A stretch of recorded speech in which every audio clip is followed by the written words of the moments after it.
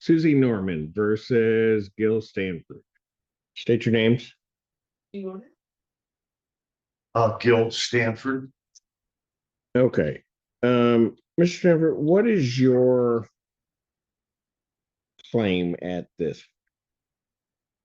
Damages to the property. How much are you claiming? How much?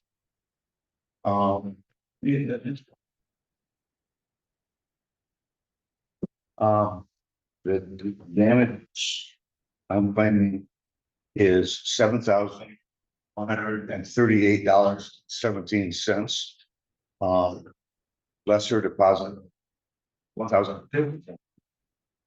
So the balance, $6,088.17.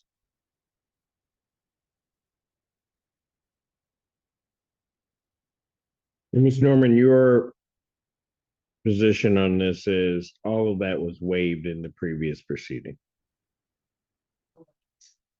And also my security deposit, that's an incorrect amount from my standpoint. But as I was to understand this from before, and I certainly will have a trial on the issue, but I don't think it's going to be necessary. He was going to keep the security deposit, but there were going to be no other claims. No, No? Go ahead. What did you think was going to happen with the security deposit? well, I did on that day in October of 2024. After that was over, I did submit an address for him to send my security back, my security deposit back. And then I got the damages. Yes. I actually thought the case was over from that day moving forward as far as any claims, since he did waive those in this court. But yes, I was definitely under the impression and that I would have my security deposit returned.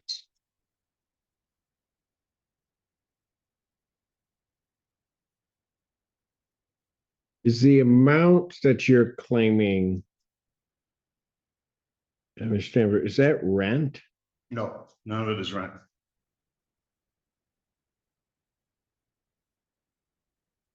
I waived the rental dollar amount that we had talked about previously. Have you sent to Ms. Norman what your claims are for security? Yeah, she's gotten Well, documentation on the repairs and just showing all the damage and all that.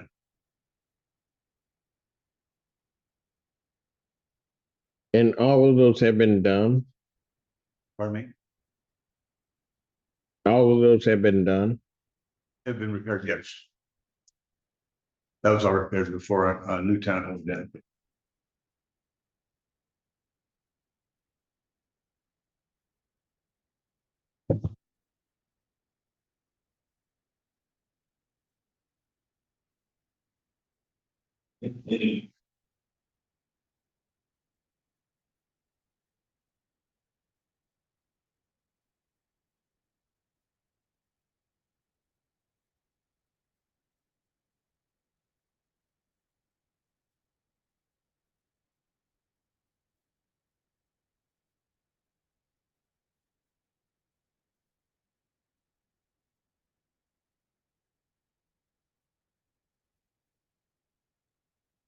When did you move out? October 31st of 2024. I moved in March 24th. 2020. And respectfully, Go ahead.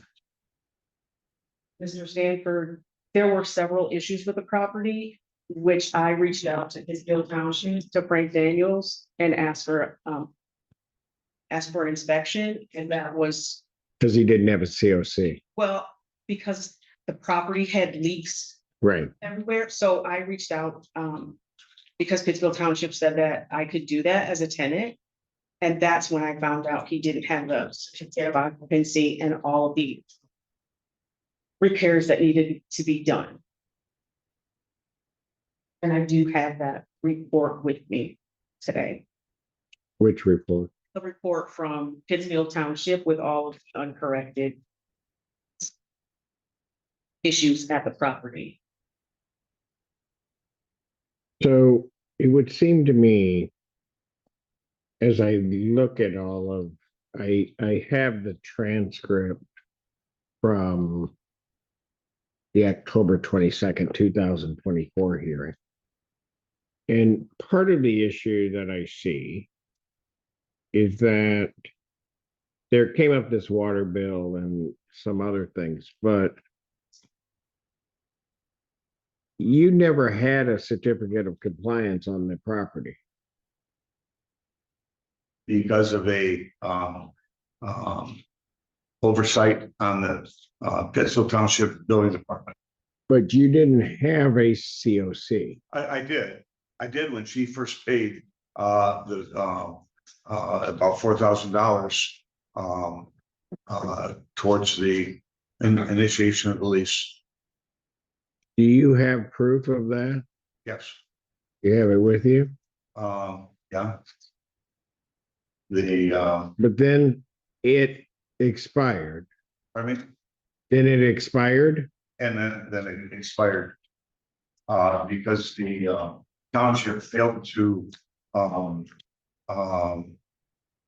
do what they are required to do by statute, sending out a letter initiating the process of renewing the C of C is what they call it.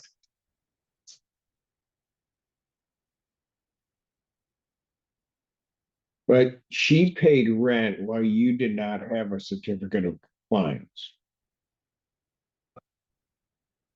She paid money. No. Yeah, she pays the money. Right. during that time. She paid rent while you did not have a valid certificate of compliance. Yes, and that was.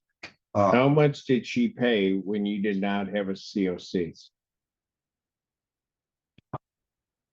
The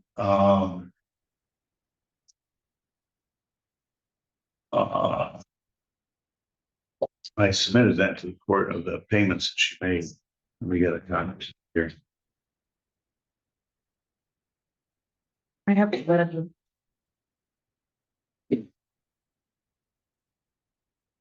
She had paid. Well, Your Honor, I object to this. Let me just. You can object all you want. It's my question. Overruled. Answer my question. All right, she paid on May 1st, $2,000. On May, or it's 2024, May 13th, she paid $2,000. On May 13th, 24, $231.01. And on May 28th, she paid $2,000.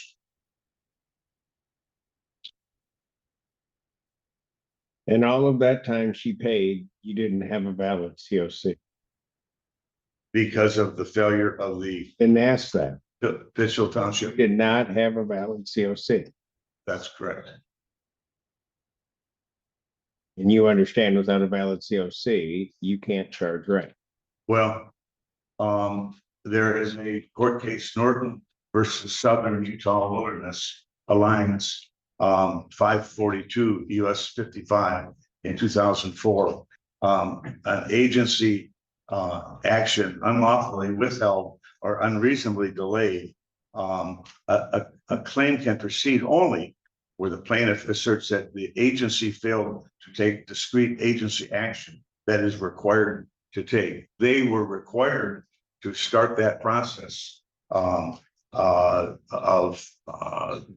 Okay, COC. but that's your claim as against, that may be your claim as against Pittsfield. That's true, but reasonable decision. But you can't, you can keep going with the law with me if you want. We can go for, I can go for days. That pertains to your claim if you had one against Pittsfield. I understand what you're saying. Okay. Let me continue here. Procedure of due process must be evaluated using a balancing test that accounts for the interests of the affected individual. The interest of the government is limiting procedure burdens and the risk of erroneous curtailing individual interests under the existing procedures, as well as how much additional procedures would help reduce the risk of error. I've already forego $19,000 in rent, and I don't believe. What was I Cecil supposed Township, to take? What was I supposed to take from your reading of that? that the courts cannot use the failure of Pittsfield Township as a burden against me failing to have this thing renewed. If they had done their job, I would have had the process going to have this renewed. They failed to do that, and I should not be pay the burden of that they failed to do their job. As to whom? As to me, should it be totally on my shoulders? Hold on a second. Hold on a second. But the burden is not just yours, it is also Miss Norman's, isn't it?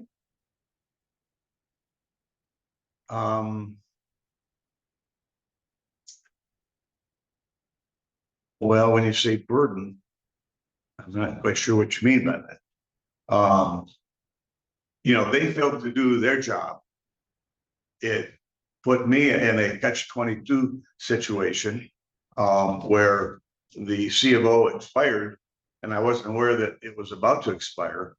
And How now would you have had notice that it was about to expire, since they expire every 2 years? I would have known that if they had. No. You would have known that from the first one, because the law, it expires every 2 years. That's the way it goes, yes. But the procedure, So why wouldn't you have been placed on notice that it expires if it expires every 2 years? Why do you need a notice from Pittsfield to tell you that? because it's something that for 35 years I've been a landlord, and that's the procedure that these government agencies do. But you know that it expires every 2 years. And I was not paying attention to that. And detail. okay, and that's a different thing. You weren't paying attention. Moreover, with or without the notice that they would send, you could have initiated the renewal of that COC. I could have. I was In busy, fact, if you were paying attention, you could have done it. and I was busy preparing this property for rental, doing maintenance and repair works and getting it ready. So I was quite occupied with that. I wasn't. I didn't. Yeah, but that's you. That doesn't mean that you couldn't have done it. That's true.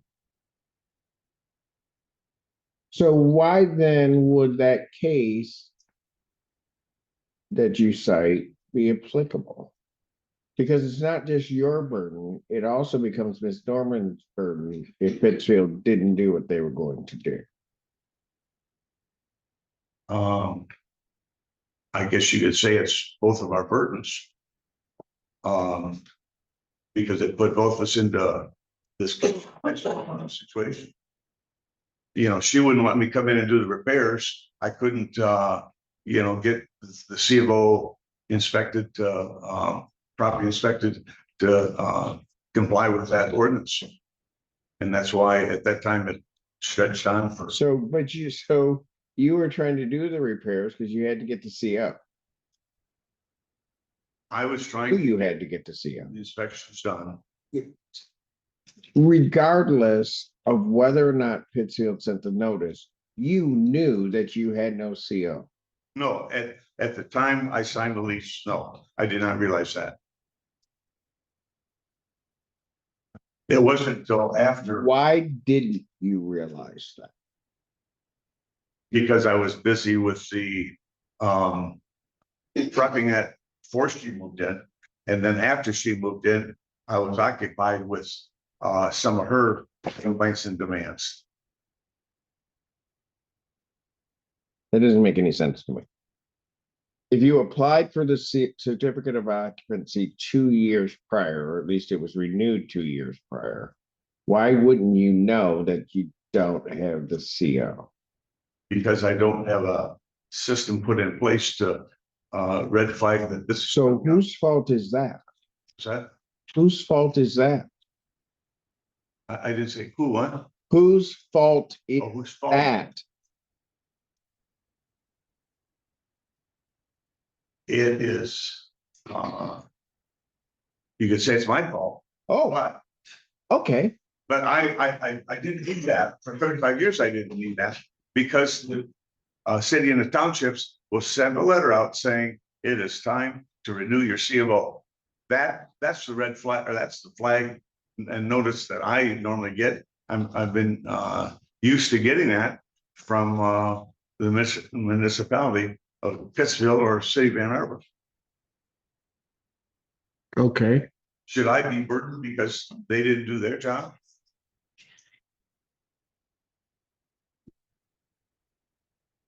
I don't know that, I don't think you're reading that correctly. If they don't send notice, then anything they do as to you, you might have a claim vis-a-vis you and the city or the municipality. The ramifications of that not happening still fall to you, particularly where you know every 2 years your certificate of occupancy expires.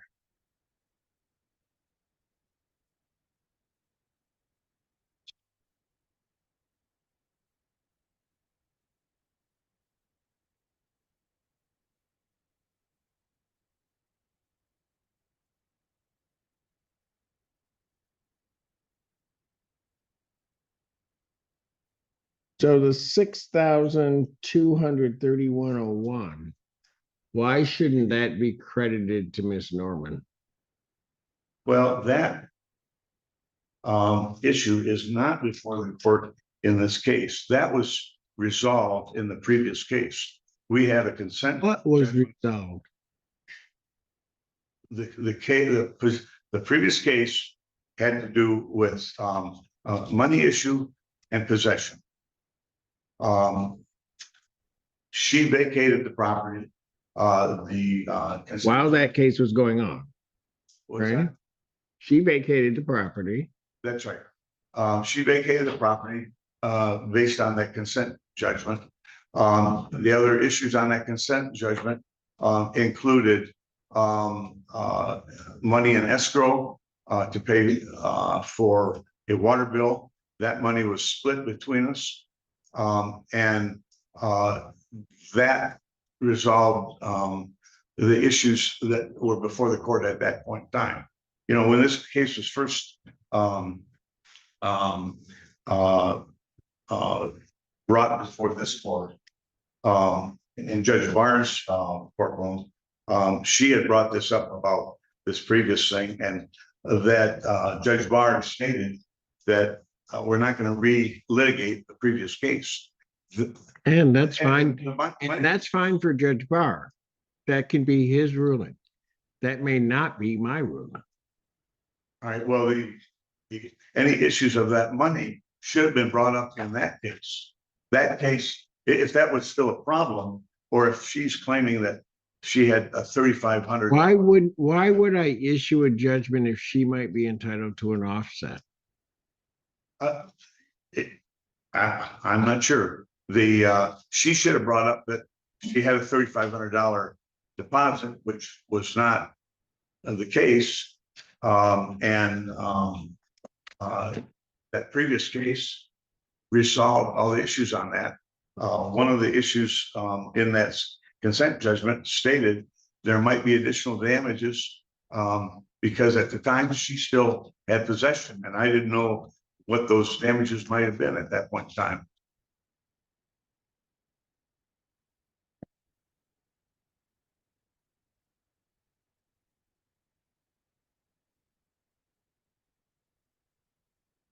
How much was your security deposit? $3,500.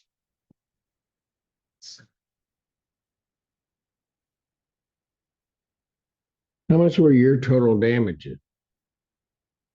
The total damages, Yeah. $7,138.17. So if she had a $3,500 security deposit, then we're really talking $3,500 at most here. I don't believe she had a $3,500 deposit paid. She had paid How much are you claiming her security deposit was? $1,050. You have that in a separate account. No, Do you, why? I don't believe I'm required to have that. Oh, absolutely you are. That security deposit is not yours. So maybe instead of reading some Supreme Court case about something that is not tangential to this matter, you ought to look at the landlord tenant statutes here, which would require you to hold that money separately because that money is not yours. That money is the tenant's money. I agree. Well, I'm glad. So where was that money held? When she paid her security deposit, where did you put that money? Into my banking system, my banking, I don't know what that means. into my bank account.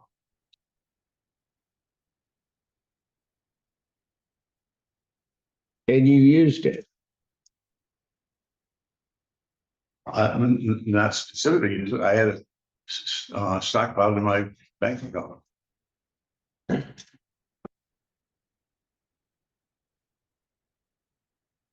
So how do I know how much her security is?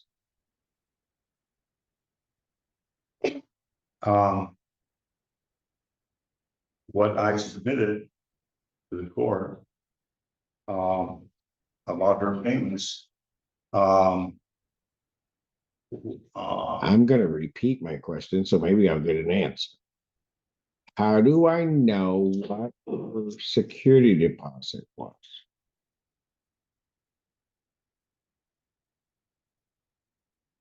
How do you know? Well, what's listed in the lease is not the amount that she paid at move-in. What's listed in the lease? The list in the lease was $3,500. Yeah. But she did not pay that when she moved in. How do I know that?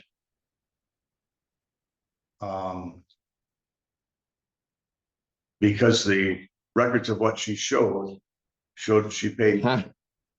How do I know she didn't pay it? The lease says she paid it. The lease does not say she paid it. She does not have a receipt for that. I do have a receipt that shows she paid $1,000. Realize how much of a difficulty you're creating for yourself by having taken that security deposit and not placing it in a separate account and holding it in trust for the tenant? And then ultimately using that security deposit, presumably for damages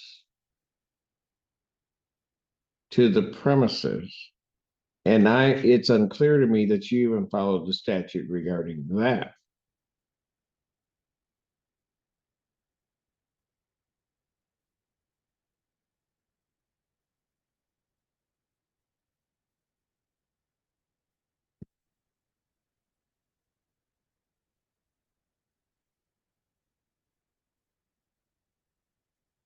That was a question.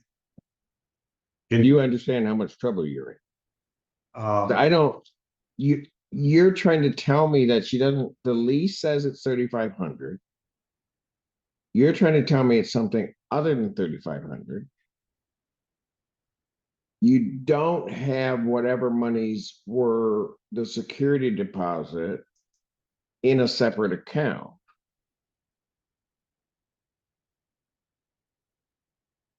And want this court to just take your word that that's what she paid.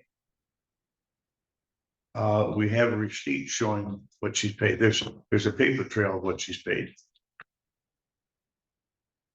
That you applied the money however you applied the money. Right? I applied it based on what the terms of the lease call for.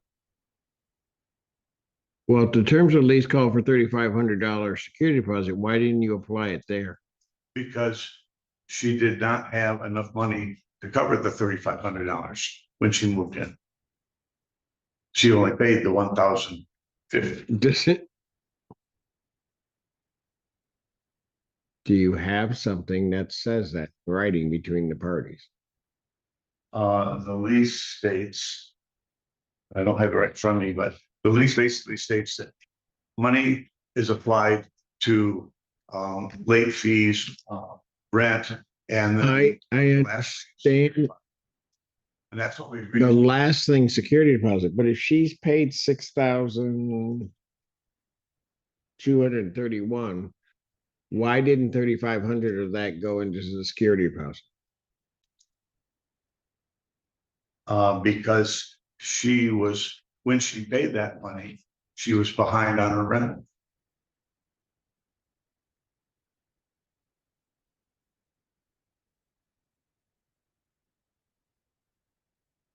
So how do I get the $1,000 some odd dollars into the security deposit? How do you want? How do I get that 1,050 or whatever you're saying is security deposit? How do you? I'm not. Yeah, how'd that get there? Well, how did it get there? She paid me cash, and I wrote her a receipt, and we both signed that receipt when she paid that money For the security deposit. towards the security deposit. Was that what the receipt says? I believe it does.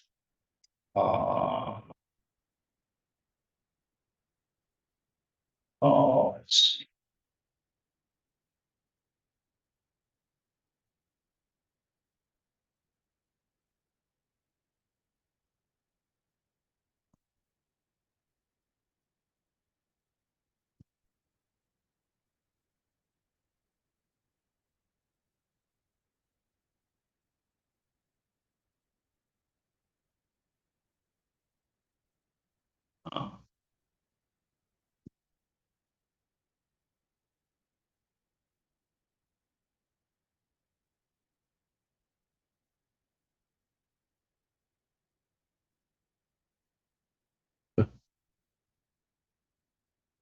Miss Patel.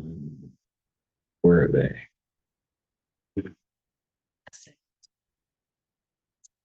Can you talk to me?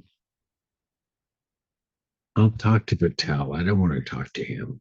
You tell him that. You did tell him. Okay.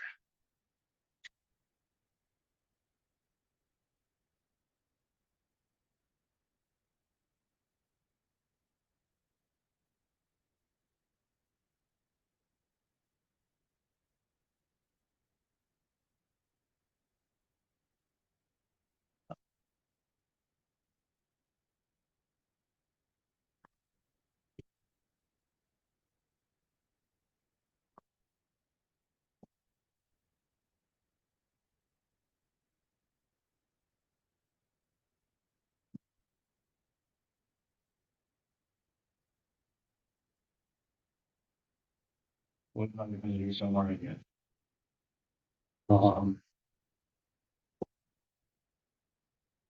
Okay.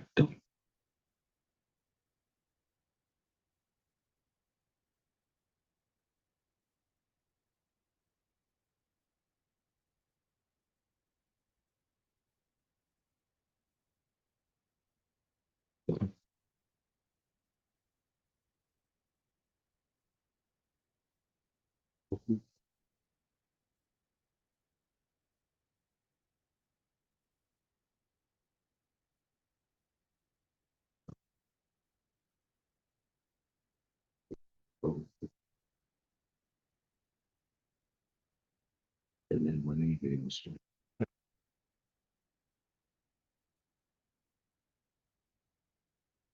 have enough for all of us.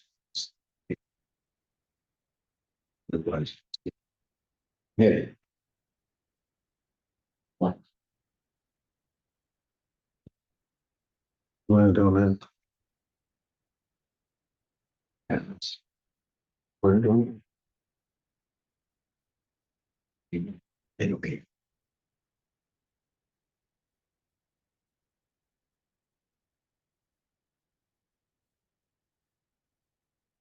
This is gonna be a minute, huh? It is. You got it? Yeah. Yay.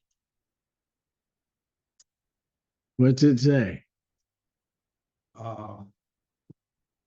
It's just deposit at the address is part of the deposit, which is $1,050. Susie Norman, cash, and we will sign it. Says part of deposit. Part of When is the next payment? I'll just take it you're right. it does not say that was not written down in this agreement. When's the next time she paid you money? Um,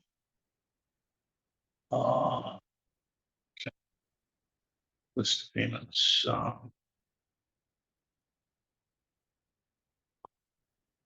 Same as Thornbush, she left. Don't want her leaving. She.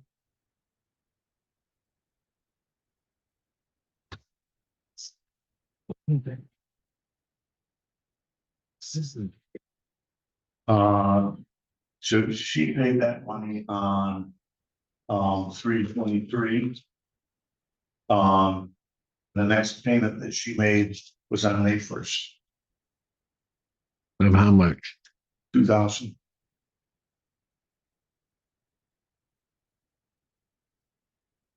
You have something different? I do have the ledger that he sent to me, as well as the ledger that he presented to the court, which is a little different. In what way? This one is the one that he sent to my email is more comprehensive, and it shows that I was paid $2,230 every 2 weeks. I'm a nurse, and I was in Muskegon traveling. My son went to look at the house. I put $4,000 into his bank account at Comerica while I was there in Muskegon. I believe it was Muskegon at that time. And he is correct that $1,050 I paid in cash when I got there. Rent is $3,300. So there was $700 over to go towards the security deposit. Plus, when I got there, I paid him $1,050. So I had paid half of that security deposit, half of the $3,500 with those two totals, that extra that I deposited to his bank and then the cash. Yes, and to get caught up on those payments, I was paying $44.60 a month. And I have received, I have Caught up with the security deposit. to get caught up on everything because it just seemed like. Can I see that ledger? The ledger he sent to you. Show it to Mr. Sanford. Do you recognize that? Yes, this was part of we were trying like she said, trying to get caught up. Do you recognize it? Yes. Thank you. So, Ms. Norman, from this, what am I supposed to make? He continually said that I only paid $1,050 towards that security deposit, which from Right. my standpoint, that is correct. And you believe you paid the whole 35? I do believe I paid the whole $3,500, yes. At some point, monies went into escrow here when he brought me to court, so there's that as well.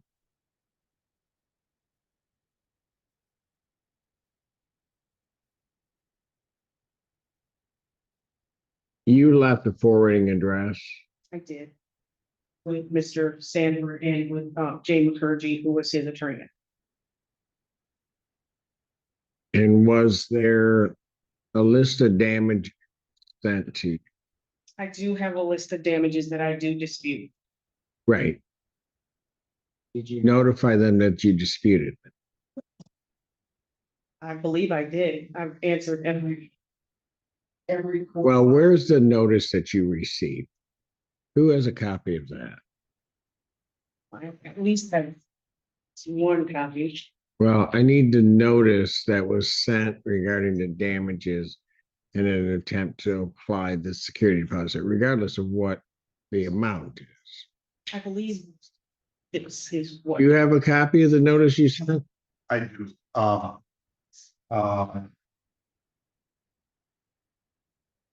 The this is a copy here. So pages, you wanna see that? If that's a copy of what you sent, can you show that to Miss Norman? And then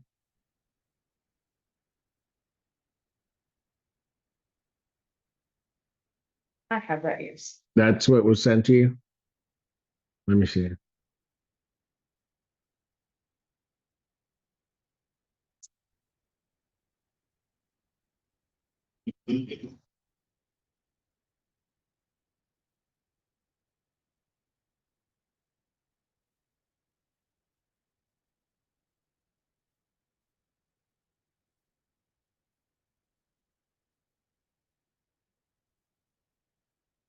So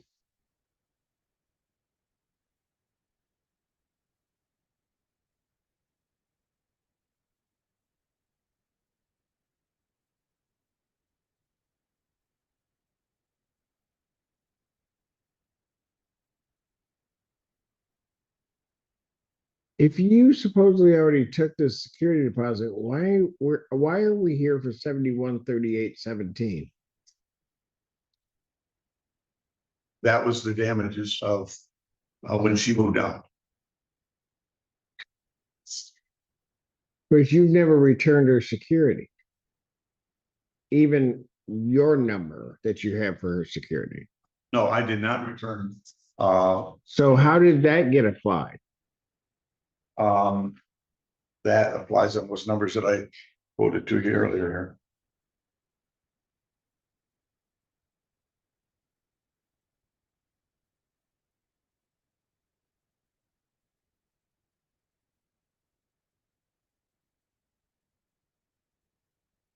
What numbers? Pardon me? What numbers? They're written on the bottom of that first page in red ink. I see that.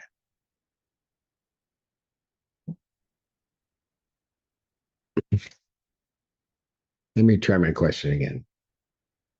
Even by this, the full amount of your claim would be $6,088.17. That's correct.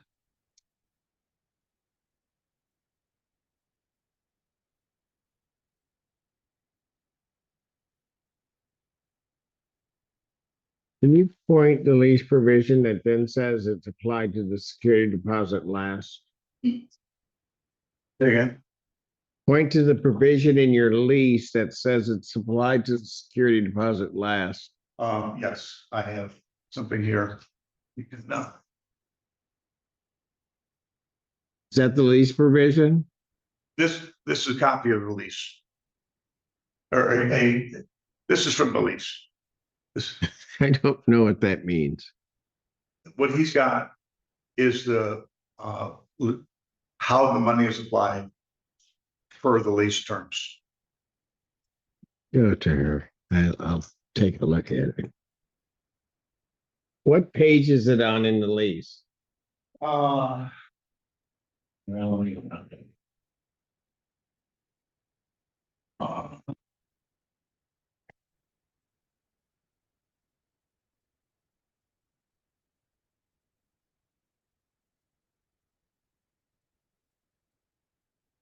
What's the number of the paragraph?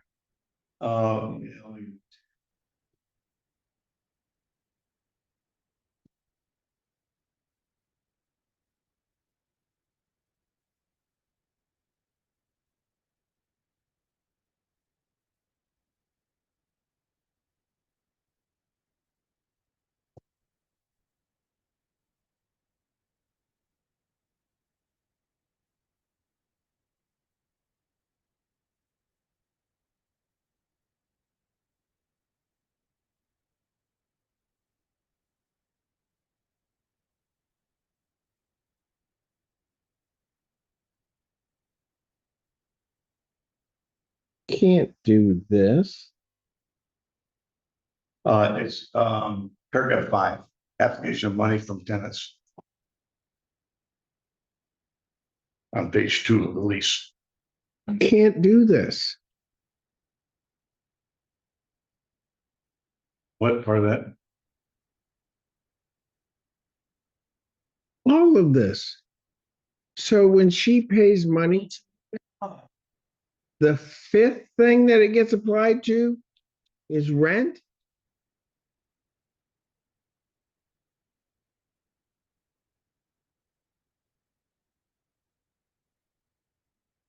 That was a question. Yeah, that's what,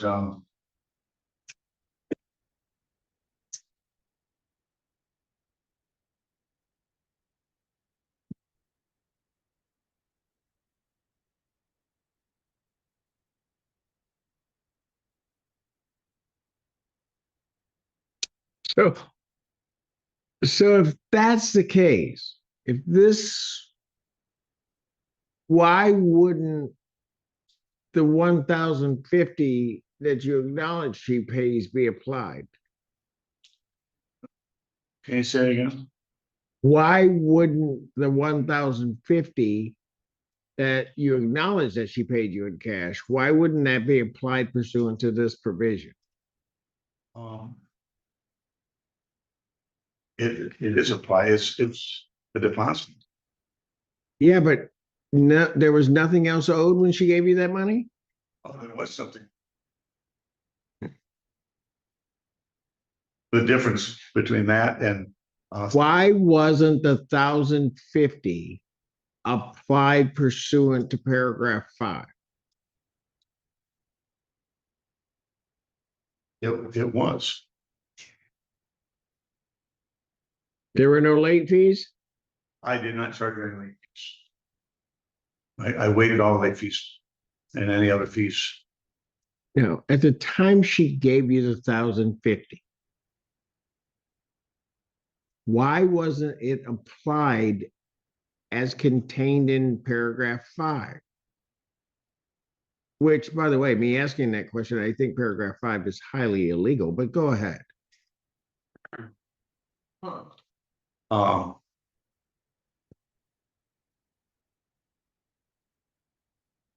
When she paid that money, that was right when she was getting ready to move in.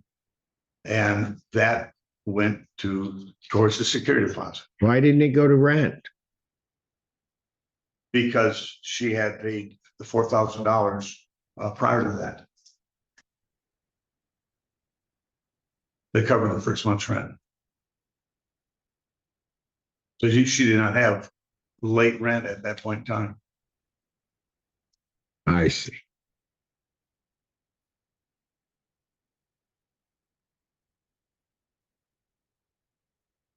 So then when she paid these extra monies, you just applied them in this way, applying them to rent last, basically. Well, I can't remember what the numbers I got on that. It was applied to rent last, but there were no other. I was trying to work with her. I did not charge her any late fees during the whole process that she lived in the house. So why weren't applied to maintenance and repair costs chargeable to the tenant? There was none of that. No. Third, to outstanding legal fees or court costs. No. And utility bills, there were none. But there were. Later there was, but it was not applied to any of those.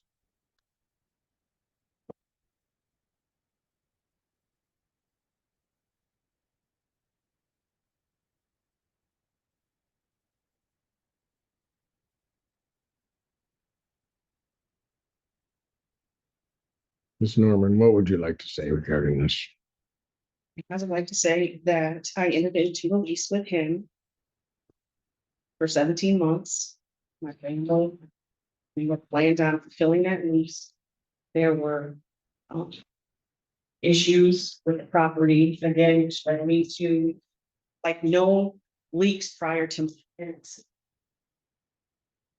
I dispute these damages as incredible labor charges.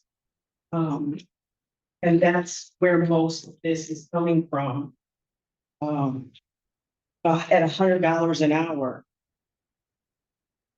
And he wasn't supposed to even enter into a lease with me.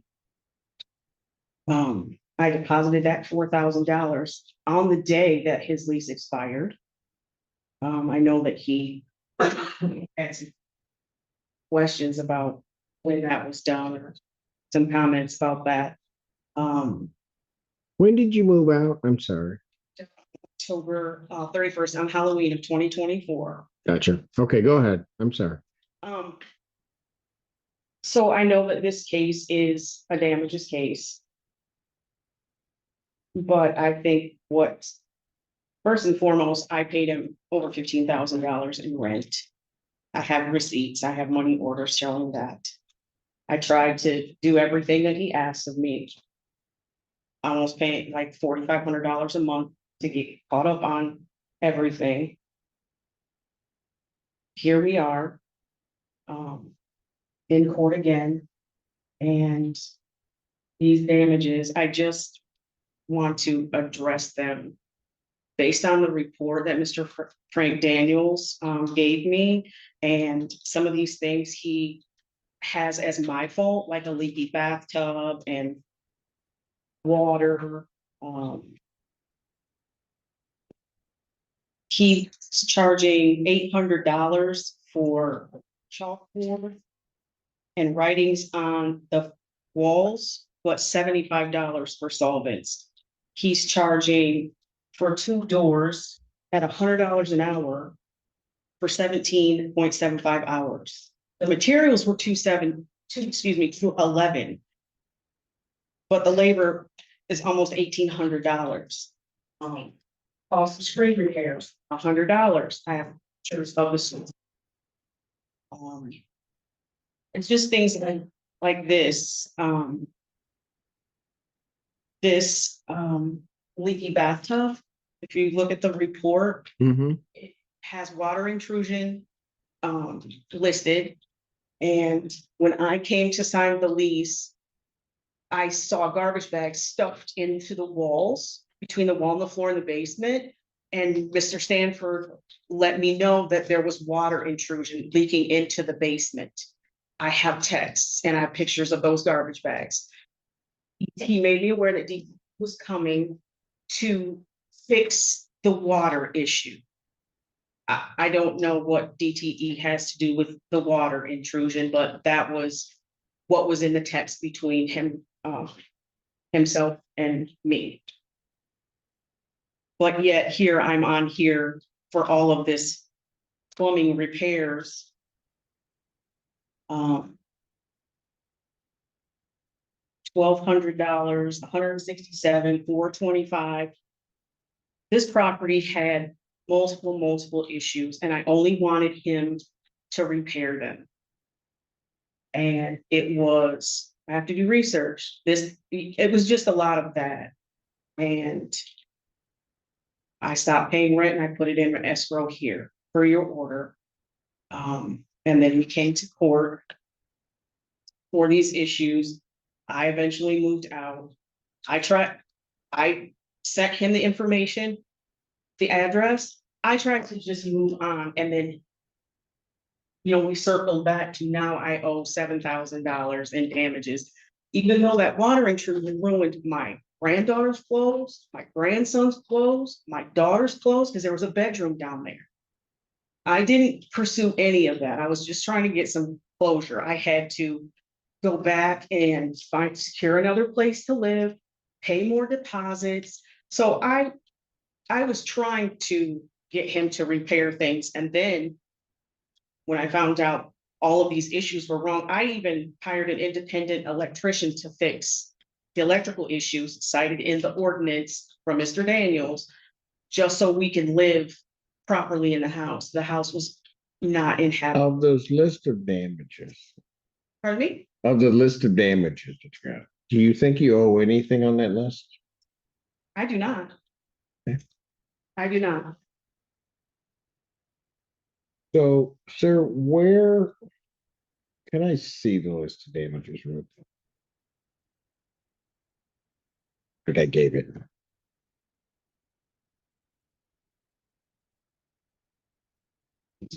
Maybe this page.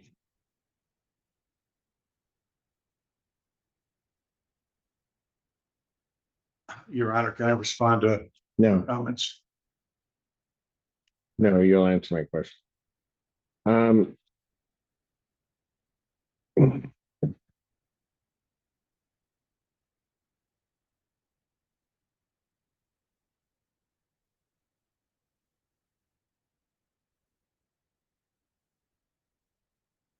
$1,090 is the Holloway fee. $1,090 is the Holloway fee of 10 hour. Who is doing this labor? Two of my people that work for me, Are they here today? no, Then how do I know they did it? because I'm testifying that, they did. I want to know what they did. This is trial. Well, what they did, if you look at the, Okay. If I said I want to hear from them, you telling me doesn't tell me that.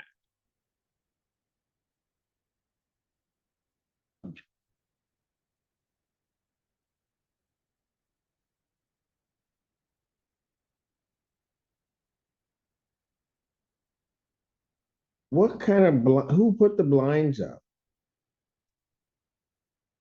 me and my crew, How many blinds? I think there are about 11 or so.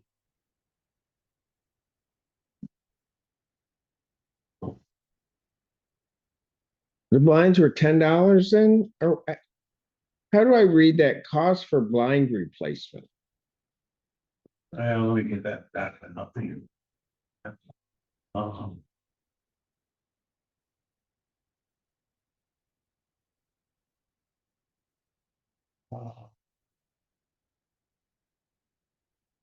Um, cost of lines was $111.35, and $250 labor.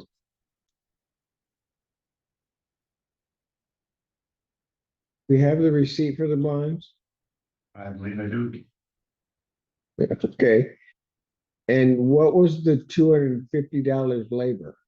That's the time it takes to install those.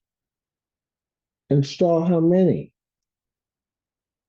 I believe there's 11. There's a photograph showing the number of boxes in a trash can of how many blinds we. I don't care what's in the trash can. How do I get to $250?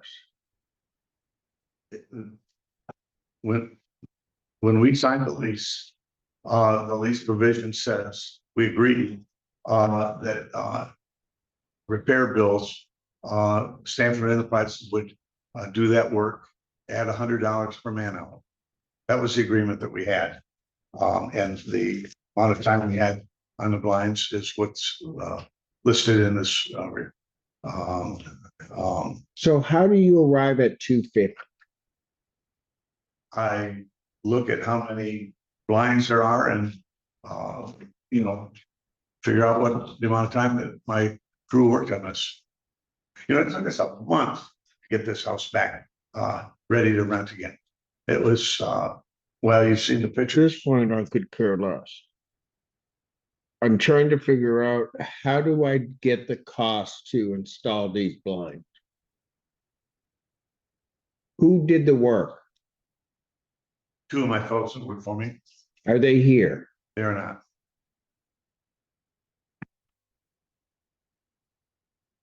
One of them moved to California. Cost of replacement doors installation. Who did the work?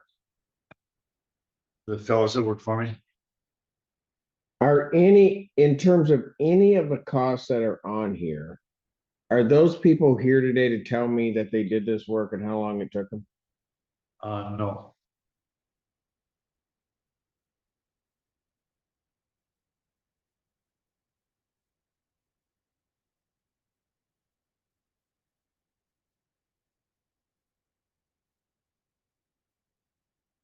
So how do you presume that if the people that did the work are not here, that I'd be able to sustain your claims?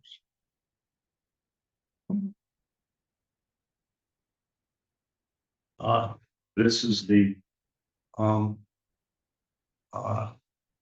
this is the cost that it cost me um, to make these repairs, the newest repairs in this house.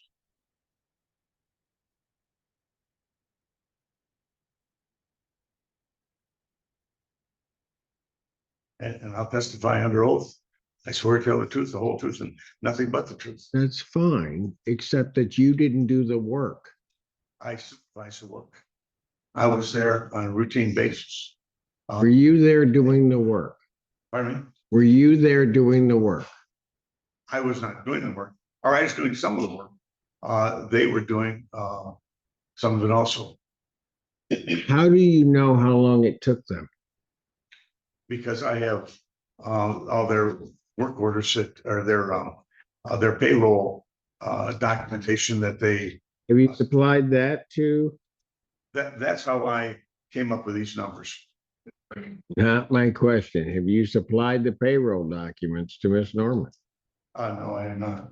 So how am I to know that that's what you paid them or that she knows? And for what particular work?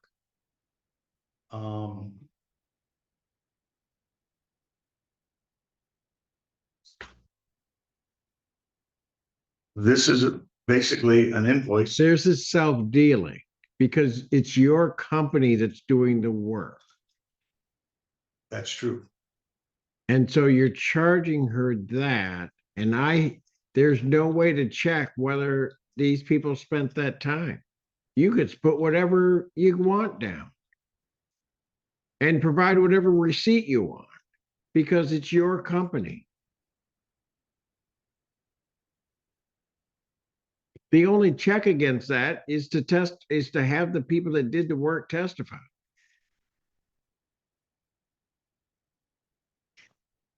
And they're not here.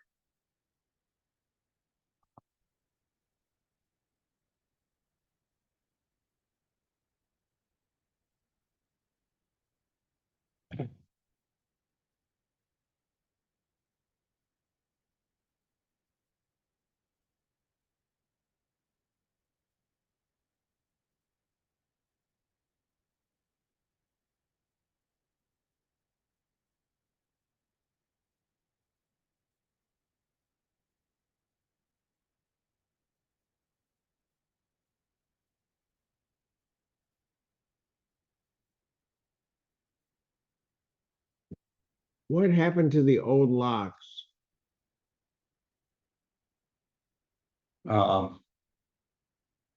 They were discarded. What was wrong with the old lock? I did not have a key to it. She did not return keys, and I had to replace the locks. Or get a key made? Pardon me? Or get a key made? Or get a key made? Well, I could get a key made, but from a security standpoint, when I have a conflict with a tenant, I always change the locks on the Fine. house. You don't throw them away, do you? I do. You know, I don't want to use those locks again with potential problem, somebody coming back with the key from a security. So who installed the locks? I installed some of them. How do I get to 2.5 hours? Is what I want to know. That's what it took to to put the lines. Was that you at 2.5 hours, or was that other people at 2.5 hours? It was me plus the other fellows. There were The ones that aren't here. 2, 3, 4, 5, I believe 5 lines. How many doors did you replace? There were 2 doors that were replaced. Are these outside doors? No, they're interior holocore, oak holocore doors that were totally missing when she moved out. And it took you 17, almost 18 hours to install 2 doors? Between ordering those doors, buying those doors, delivering them to the job site, getting them hung in an existing jam that might not be perfectly. Oh my goodness. And then Got to be kidding me. no, You don't get paid for that. I wouldn't have to be doing any of that work if she had not. You Hey, of wouldn't course. hear if you had gotten your COC, because the work wouldn't have needed to be done because Pittsfield wouldn't have let you rent it. So what if? How do I break apart those dollar amounts? I've been a licensed builder I don't care. 47. I don't care. I don't care. How do I break that apart? What needs to be broken apart? This is my testimony that it's what. How many? There are 2 doors.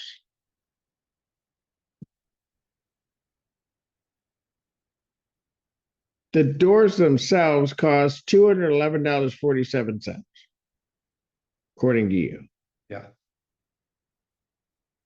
and $1,800 to install.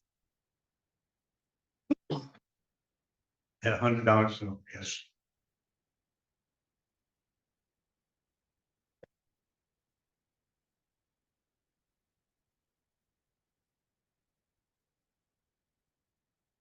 Okay, so here's what I'm going to do.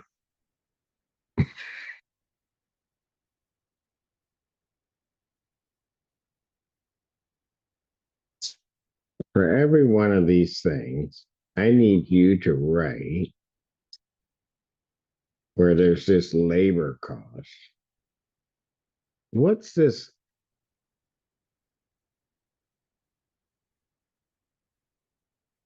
The last thing on here, cost of carpeting, drywall, and painting, $1,200. What is that? Well, let me address. No, you'll answer my question. What is that? That is the cost of doing carpentry in that basement, replacing drywall from a water damage that she or somebody in her family caused, and repainting in that basement area. Is that, but that one's not broken apart. That's just a number that I have here.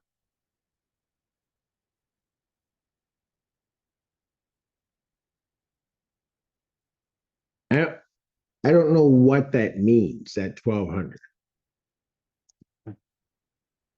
That represents the amount of time and effort and materials that went into correcting that problem that her family. How is it broken apart?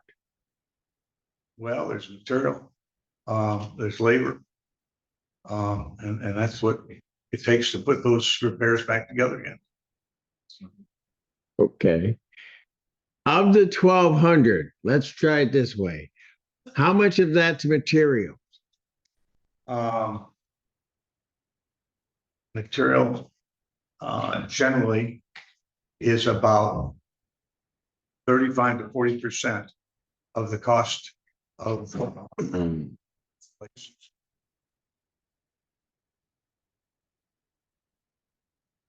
Depending on the type of product we're installing.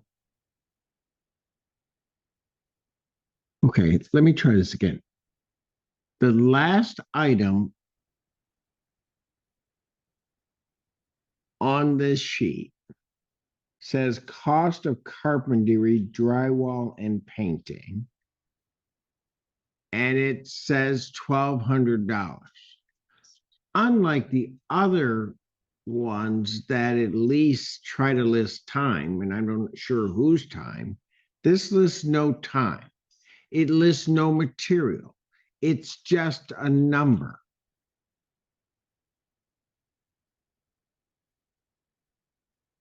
So where did that number come from?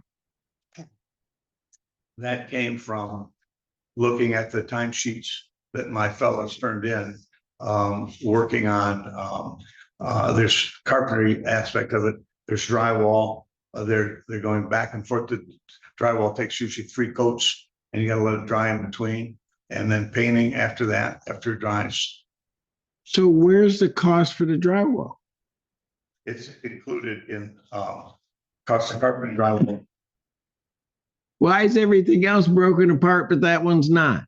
Well, the amount of drywall on this was not a large amount. The majority of this one is probably more on the labor end of it, because that type of repair is labor intensive. And that was a damage that her family caused.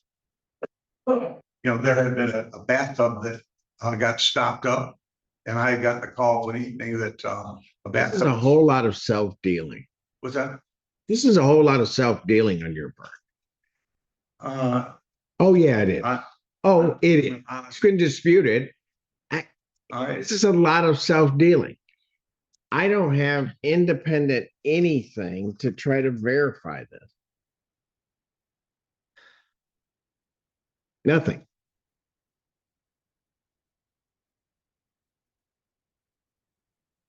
Well, I'll tell you what. Let me hold this for a moment, if I could. I'm gonna take a break from this case because there are other people. I got to figure out who's ready, and I can handle something else quicker. You need to figure out how you're going to get this testimony in, because I'm going to come back. We're going to continue this. I'm going to swear people in, and I don't know how you're going to sustain your damages here.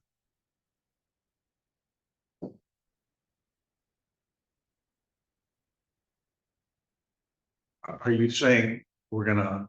No, I said what I just said. We're coming back. I'm going to swear you in. I'll have a trial. I don't know how you're going to testify about something that's hearsay, because I'm not allowing it. So you can then figure out what you're going to do. On this, I would suggest, if the parties can talk, that they try to talk about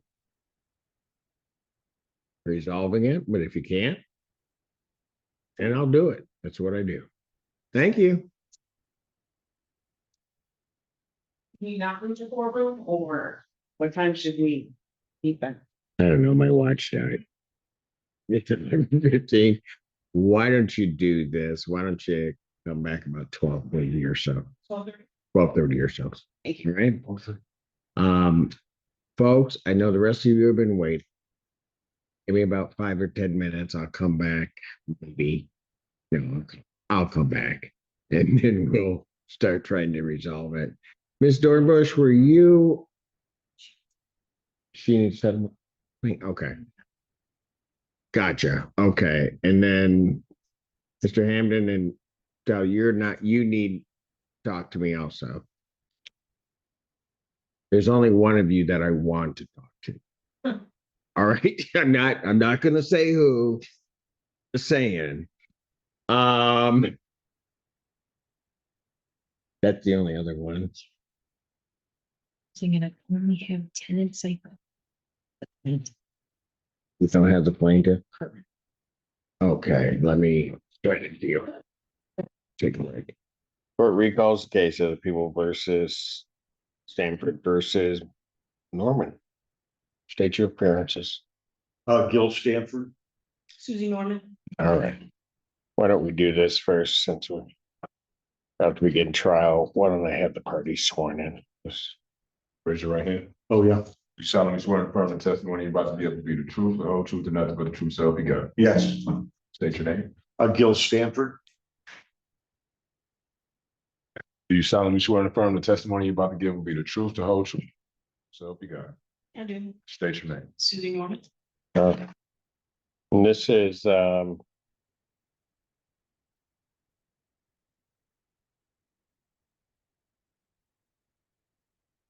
Sanford, this is your case. So you may give an opening statement, sir. Okay, this was a lease. The lease date was 3/25/24. Starting and the ending date was 8/30/25. The rental amount was 3,300 plus utilities. And there was a partial deposit paid of $1,050 on 3/23/24. She moved out on October 31st, 2024. This there was a prior case for this, and that was a case that involved primarily two things. It was possession case and non-payment of rent. The non-payment of rent was waived, and it came down to a possession case. That case was negotiated to a consent order on that to an agreement. And she was going to move out on a certain date, and there was money in the escrow account, and that was going to be split to help pay a water bill, and the remaining dollars would be returned to her.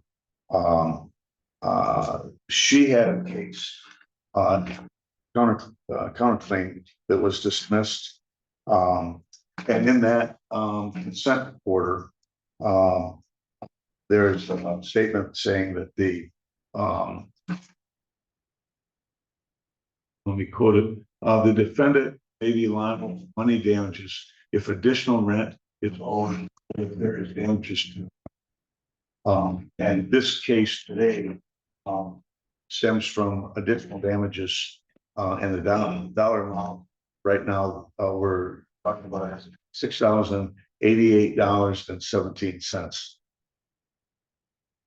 But that's amount presumes the number one rightful withholding of the security deposit and your assessment of the amount of the security deposit. Say it again. That amount you gave is based upon what you are saying the security deposit paid was, Correct.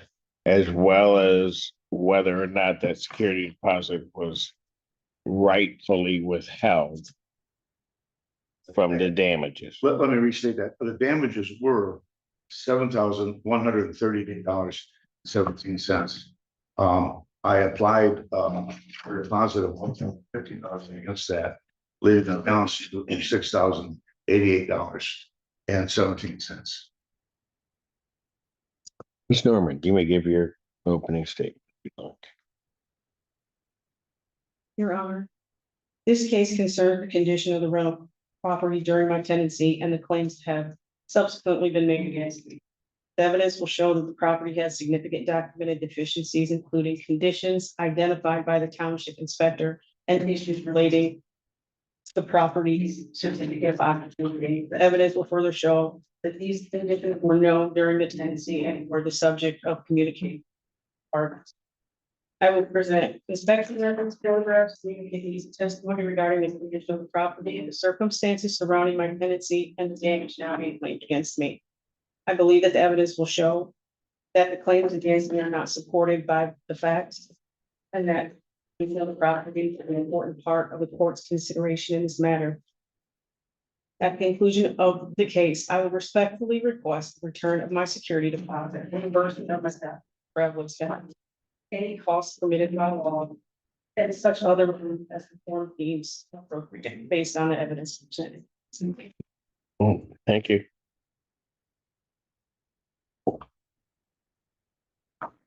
Sir, what did you want to tell me about the case? You don't have to ask yourself questions. I may have questions regarding it, but let me, well, before you start, was there a move-in checklist? Yes, there was. And you have it? You should have a copy of it there. Do you have a copy for the court? I do.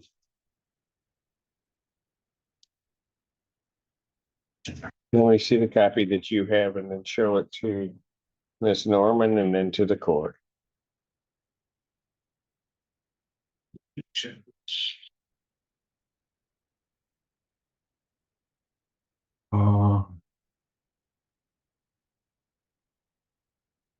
The first copy is my beginning, when she moved in, and the second copy. Or what? Pardon me? The first copy is what? There's three copies here. It's my copy of the inventory sheet that I fill out, and the second copy is her, what she filled out. Show that to Miss Norman.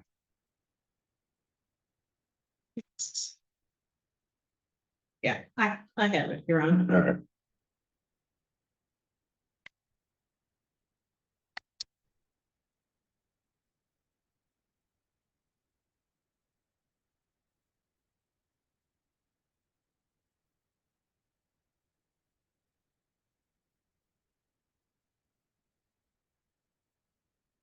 All right, go ahead. What else do you want to tell me? So in regards to the previous case, what she had said this morning, at the hearing, she thought the whole, case was settled. She thought that was everything. And after that, there was no appeal within that 3-day window. Money was paid, in that prior case, into escrow. And that money was distributed to myself and to her to cover water bill.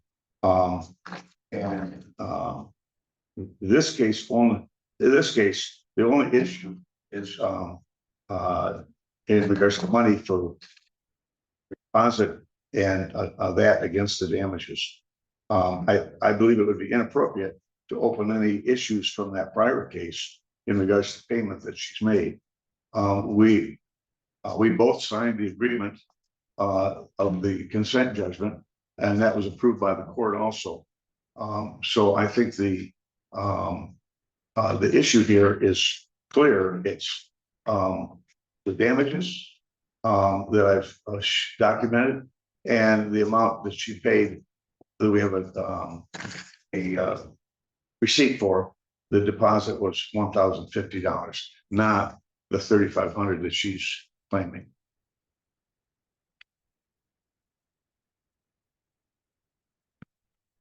Go back and that's all that we have. I want to go through the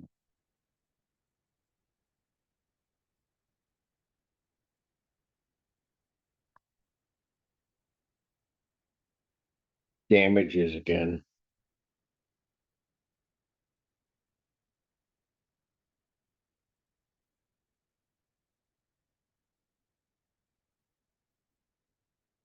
The original security deposit charges that you sent claimed rent, right? I did not hear what you said. Your original document regarding the security deposit and claim for damages included on that rent for the months of November and December in a total amount of $6,600, which was well after the judgment that was entered, right? Yes. I believe that's that original one includes that month of November. Which was not chargeable pursuant to the agreement. I mean, which is not properly chargeable pursuant to the agreement. Um. That's correct, and that's why this, Well, that's why it wasn't chargeable, correct? correct.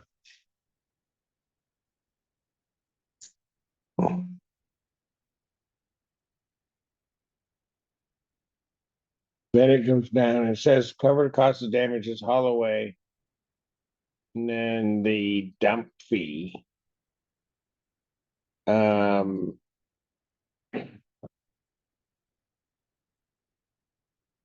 You have $1,090. How do you arrive at that figure?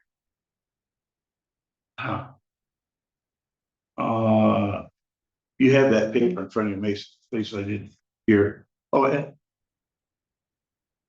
What was that, your question again? The first list of damages you had cover the cost to cover damages, haul away or haul out and haul away. You do 10.25 hours plus 65 dump fee, and you come to a total of $1,090. How do you calculate that fee? How do I, How do you calculate that fee? $100 per hour for the labor and, Who did the labor? pardon me? Who did the labor? It was myself and two fellows that worked with me, So how much was being charged per hour? $100 per man hour. Like the lease call, So $300 an hour. What? $300 an hour. if there's three people working, Well, that's what you just said. well, there were three people working at it. So is that what was charged here? I'm trying to figure out how I get to this figure. It was $100 per man hour. There were three people working. And it was just, So that's $300 an hour. you want to figure it that way, yeah. What do you mean if I want to figure it that way? Well, the lease. I don't care what the lease says. I'm trying to figure out who's there. It was myself. So if there are you and two people, that's three people. Right, You charge $300. You charge for each person $100 an hour. correct.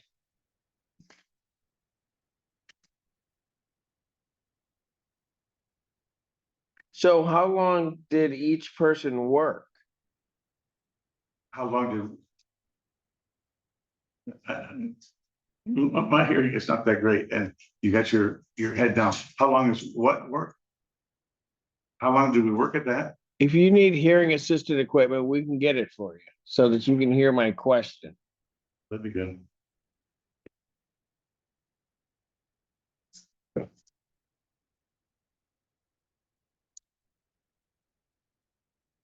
All right.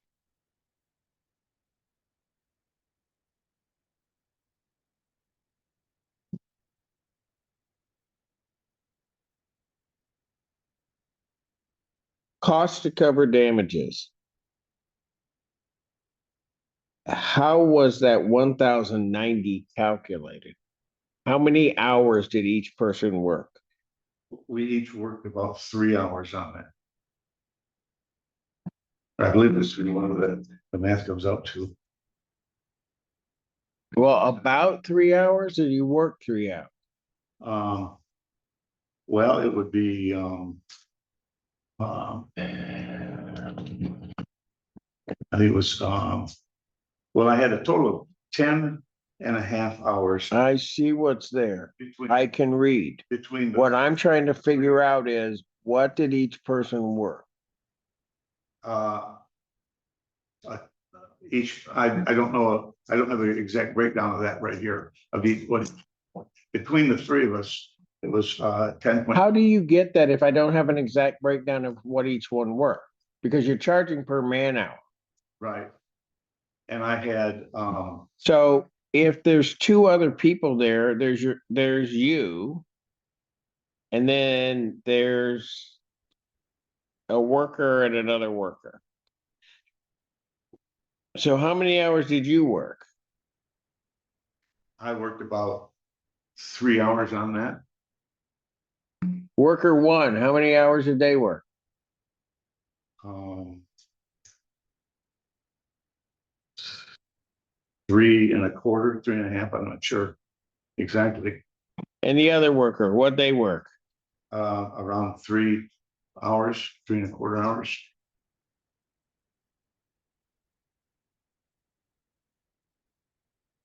What proof do you have that they worked that time?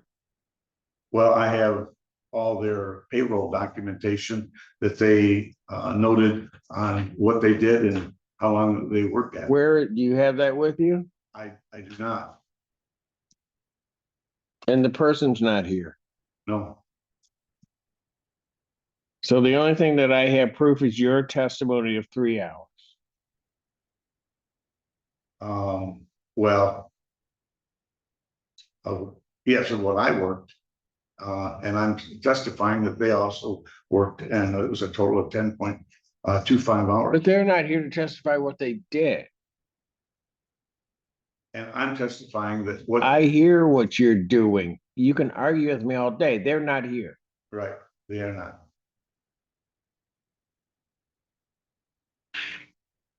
The blind replacement.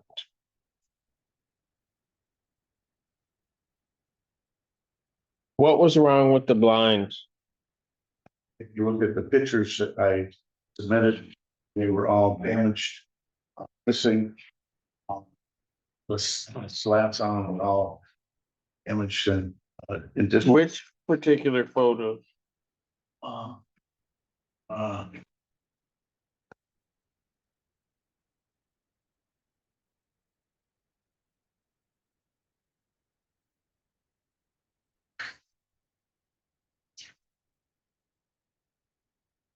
Well, photo number 1 shows 2 damaged blinds. Photo number 2 shows a blind missing. So that's 2 blinds. Photo, yeah. 4 shows a blind missing. Well, I don't know what photo number 4 is. These are all different windows. These are all different windows, yes. So I see a close-up of a blind. I then see, and I don't see damage on photo 14. So in 13, I see damage to blinds. On photo 14, I don't see damage at all. Right in the very center of that slab has got a crack in it. All right. Then on photo 18. Yeah, you can see there's several slats that are missing. Photo 19. A slat missing out of that. That was on a door. Where are the other ones?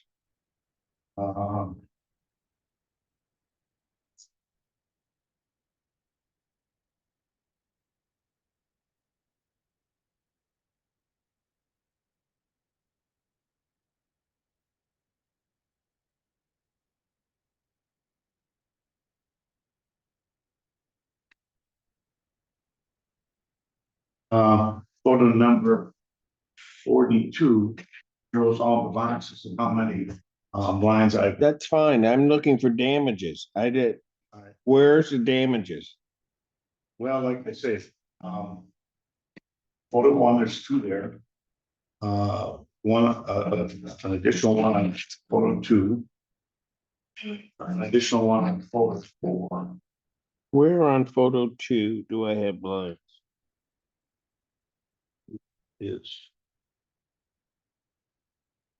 It's a window and I see that. there's no blinds on that. It's missing. There were blinds there when she moved in. Would you agree with that? On photo 2, that there were blinds in all the windows?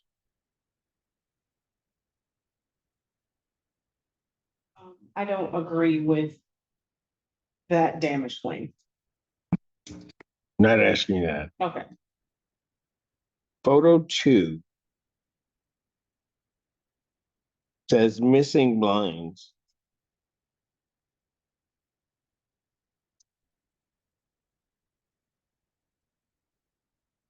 Do you agree that that blind is missing? I'm trying to photo. Sounds okay.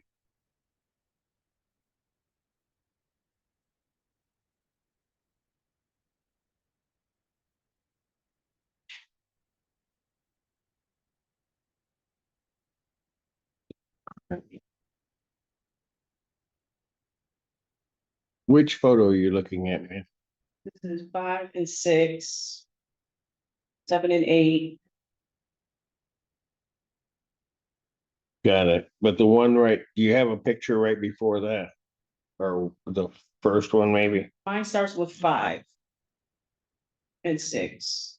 7, 8. Gotcha. So look on the very back, do you have one? I do not. These are individuals. Got it. Mr. Can you do this from, I'll need it back up here, but.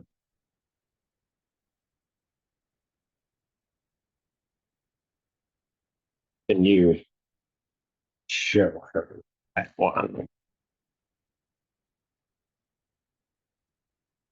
You see 1 and 2? Yeah. That's okay. Did in photo 2, was there a blind in that window? There may have been a blind in that window. The one with the curtain on it. Yeah. There may have been a blind in that. Okay. All right. Fair. You're on, all windows had blinds. If you look at my storage sheet, each of those rooms, indicate window and blinds detail, and it shows that. I asked her, was there a blind? She didn't say no, there wasn't a blind. She said there may have been a blind. Oh, I know, I'm just saying that. Well, I know what you're saying, but I got her answer. I have your answer. So I count 3.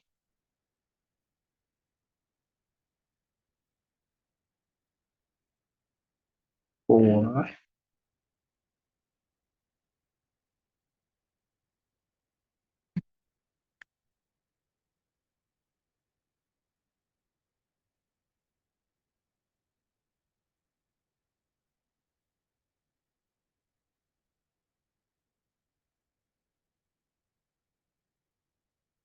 5, 6, 7, 8. I count 8 blinds most. That's what. And I'm not sure photo 13 and 14 are the same blind.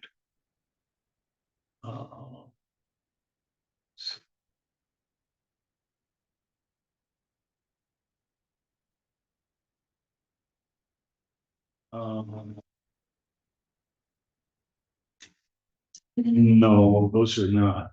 That, All right. How much were the blinds? the lines were $111.35. Do you have a receipt? I do not.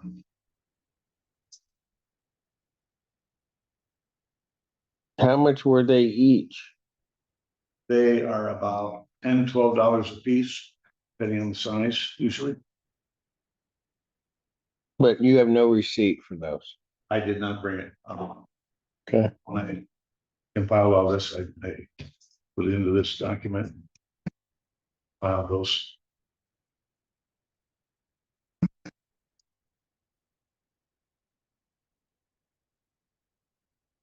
Cost of obscure spray removal.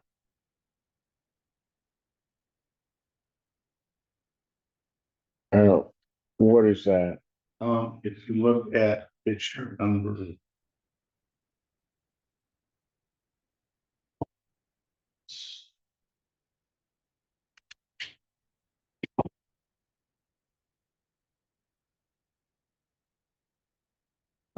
Picture number 37. The living room window had something on it, bathroom, window had something on it, sprayed to make it obscure. Miss Norman, did you put something on the window? You did. Okay.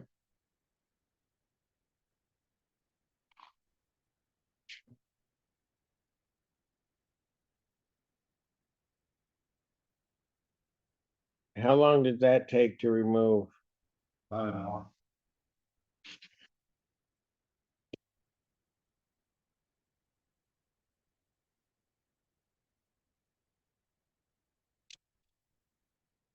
Screen repair and installation, 1 hour? Yes, How many screens? I believe there were two that needed attention. There's a picture of that. Picture number. One. And, and here, there's, screen missing. Number 8. And, picture number 8 and 9, same, a window there. Cost of replacement doors and installation. How much is actual labor? The labor was $1,775. That wasn't labor to put in the doors. That was the labor to return it to the condition when she took possession. I don't know what that means. You talking about replacement doors, where are they in these photos? Where are they In the photos, what numbers? Okay, number 6 is the front bedroom. There was no door there when I took possession of it. And there is a photo number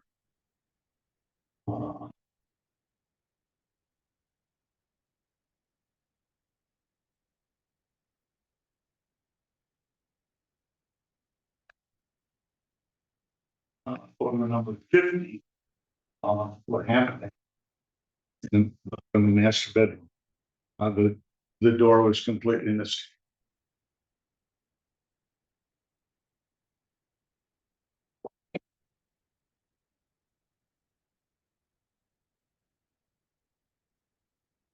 Is Norman, you see those? See.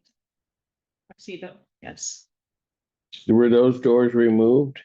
That would be, You, I did not remove them. were they there when you moved in? Were they there when you left? No. Okay, so who do you think removed the doors? Could have been anybody. We were moving out. And there were scratches on the door. Okay, I got you.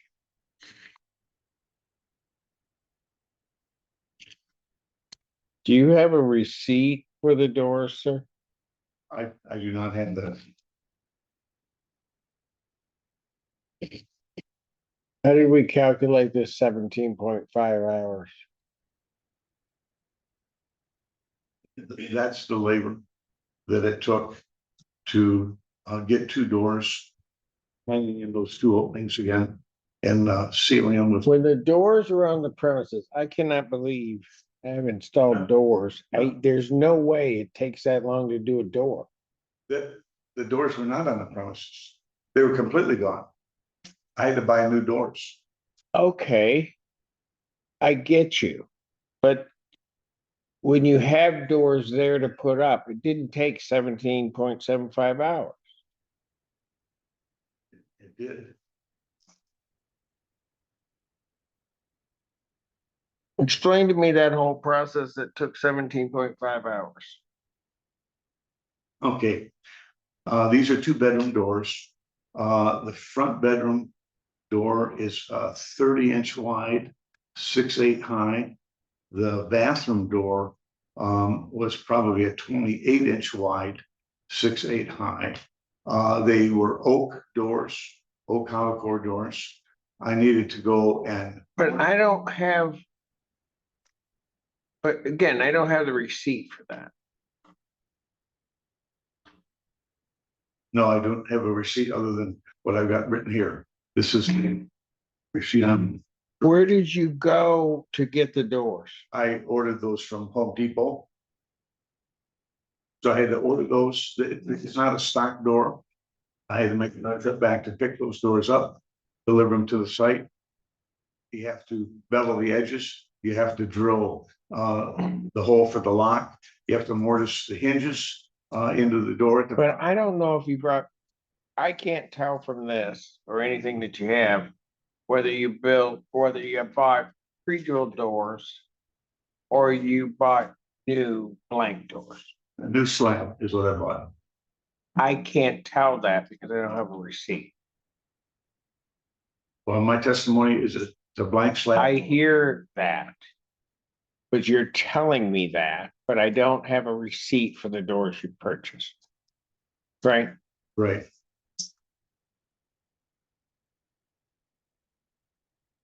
Once the doors were on the premises, how many of these hours were spent putting these doors up? I would say probably about uh 15 to 16 hours. To do two doors. To plane them, cut them, reseal them. You know, 3 coats of polyurethane on it. Two doors. Yes, Did you do all that yourself? I had one of my carpenters do that. And how long did they work?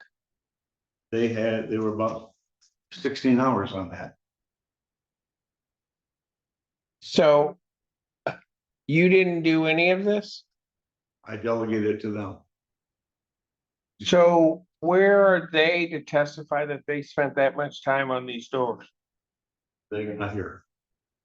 I'm testifying that that's what it costs to replace. You watched them do that for 16 hours? Yeah, that and their You time. watched them for 16 hours?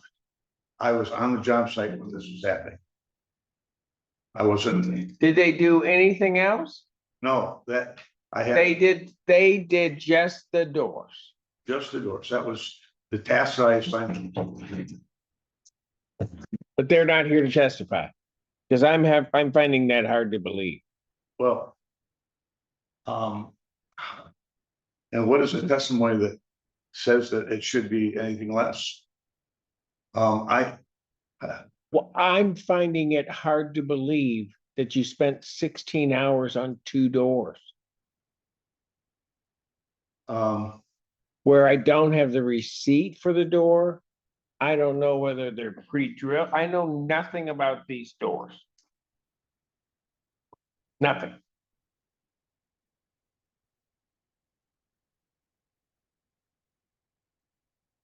Why don't I have the receipt for your materials?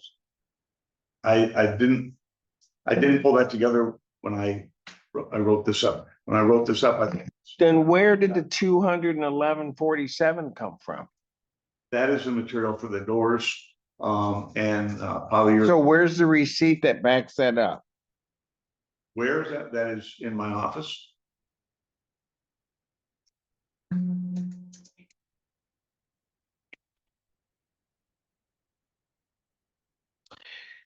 Cost of new locks and labor to install. Which locks are these?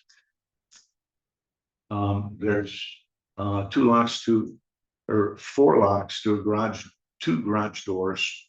There's 2 locks to a back door, and there's 1 lock to the front door.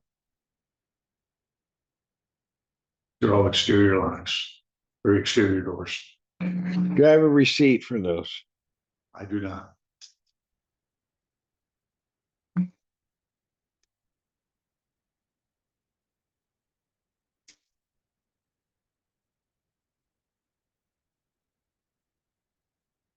Do you have the final water bill? I do. Do you have it with you? I do.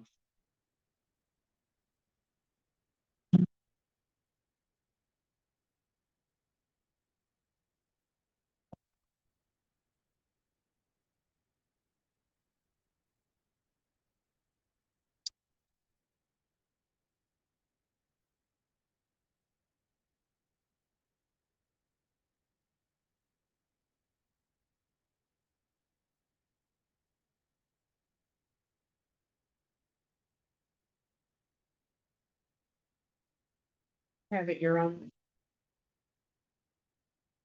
You want to help them, that's fine. What? Yeah, let me. What does your final bill read?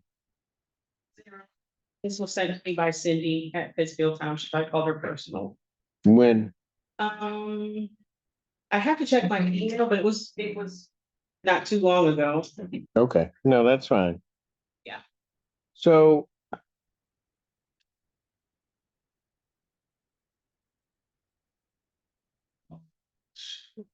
This is.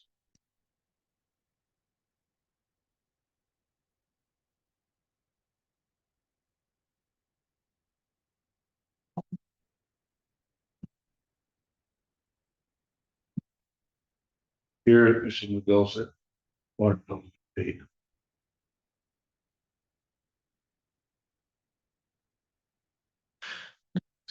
Um.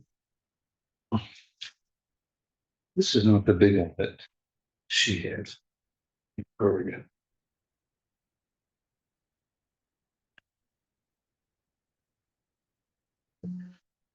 Here it is.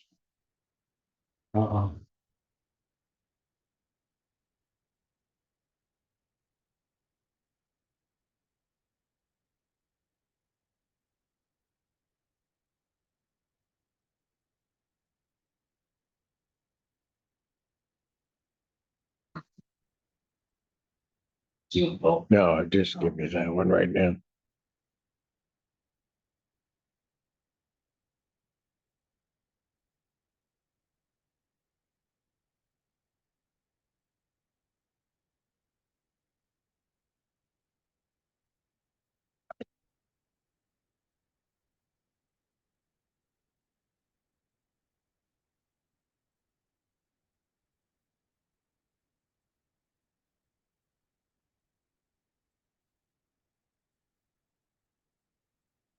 So when, this doesn't tell me the final bill.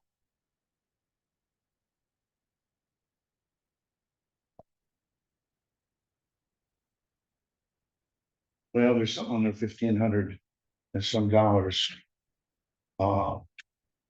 Your sheet says. $131.89. For a final water bill.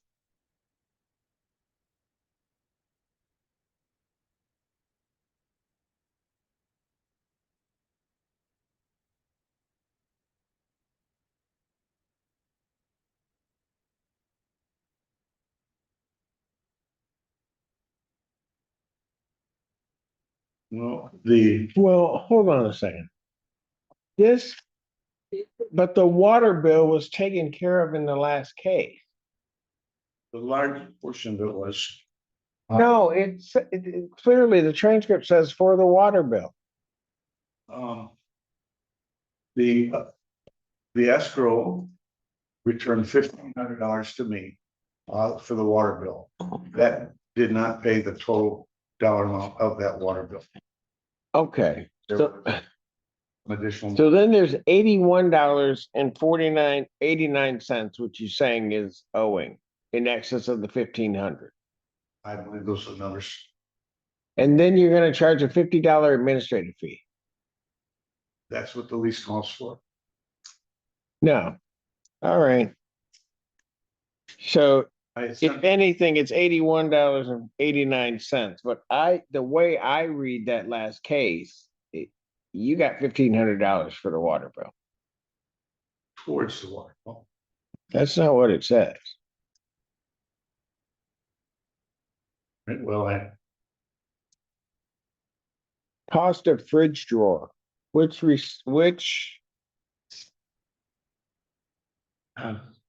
there is that it is. Sure, no.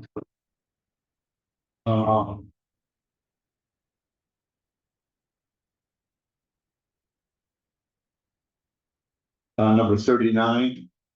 You can see the crack. On front face of that drawer.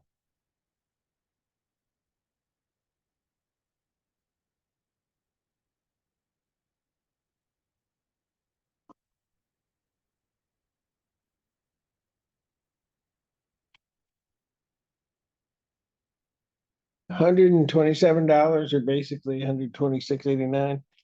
Do you have a receipt for that? I don't, it's outrageous what these companies charge for replacement parts. There's some landlords. And So do you have a receipt? I do not. And there's no labor involved with that. Shocked.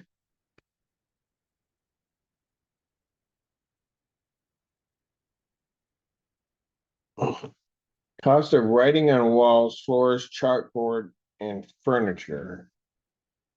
8 hours. 75 for solvents and paint. Do you have receipts for the solvent and paints? I do not. That was some materials that I already owned. So I don't have a receipt where I went out and bought that, but that was So how did we charge 75? because I took probably a gallon of paint, solvent to get that out of there. You know, if I had a job like this, I'm not gonna run up and buy every little 4 screws for this, 2 that. Yeah, but at some point it's charged to a job and not 50 billion jobs. Well, it's part of my inventory, so that I'm well equipped to go and do this without running to the store. Who did this? I did some, my helpers did that some, and I hired a lady to come and do some cleaning also. None of those people except for yourself are here to testify? That's correct. How do you come up with the 8 hours? That was what I looked at from the hours by my crew and my notes from what I put in. Do we have that? I don't have all those details of that. I could overwhelm you with that kind of paperwork if you really wanted it, but This is your case. I don't get overwhelmed easy. So I don't.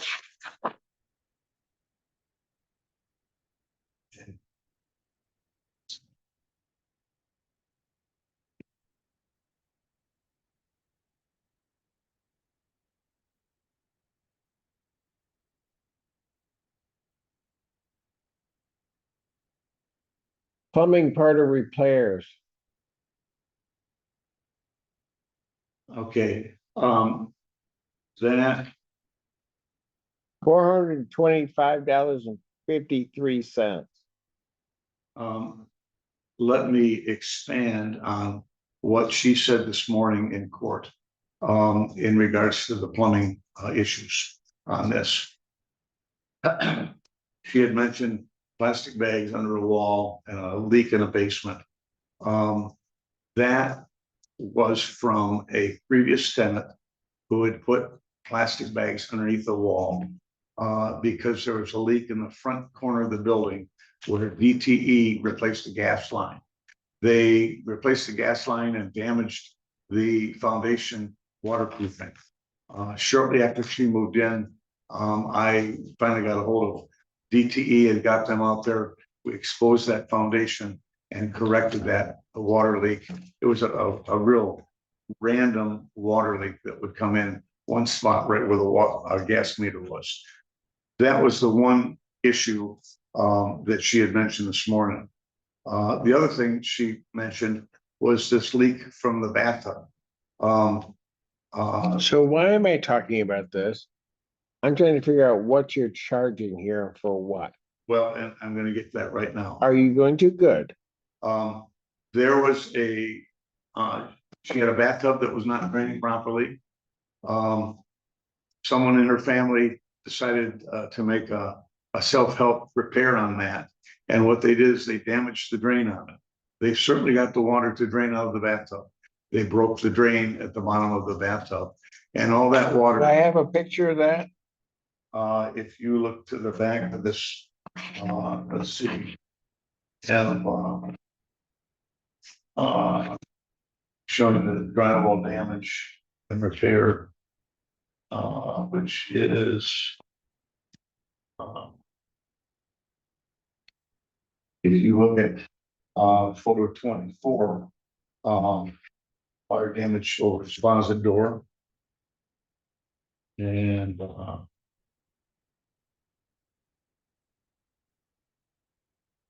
And that was caused from whom?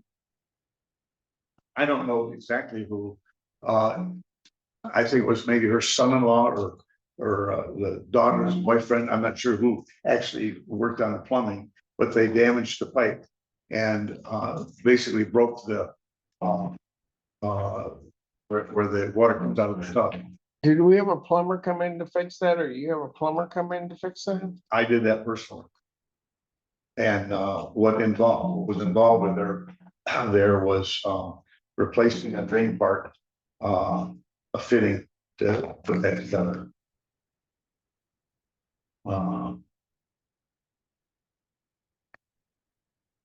If you look at It took you 4 hours to do that? um 4 hours on the let's see, plenty of period. Yeah, 4 hours on 6/17. That's why she was in the premises. Pardon me? That's why she was in the premises at the time. She had been in there several months. This was not there when she moved in. This was after she moved in. She moved in what March, what it was. I know, but these aren't damages you discovered after she left in October. No, I was aware of them on. Then they would have been subsumed into the other case. No, because I was not claiming damages on the other case. But your damages pursuant to your lease become part of rent. So if these are damages you're claiming in June, and the agreement covers through October, why are you coming up with this afterwards? Why wouldn't that have been put on her ledger? Because I didn't finish, she wouldn't let me into the house to do this repair, for one thing. So did you get into that? So did you do the repair in June or no? No, I did that after she moved out. Hold on. You're not telling me the truth because your document says plumbing repair, 4 hours labor on June 17th, 2024. Oh, okay. I did the repair so the bathtub was operational. So now you did the repair. I did that repair on that date. And then But I thought you said she wouldn't let you in. I misspoke. Oh, She let me in. I did that repair on the plumbing pipe that was leaking. And the drywall repair and the moisture down there, that's what she would not let me come back in to repair. And the drywall repair was all done after she moved out. cost to dry out moisture.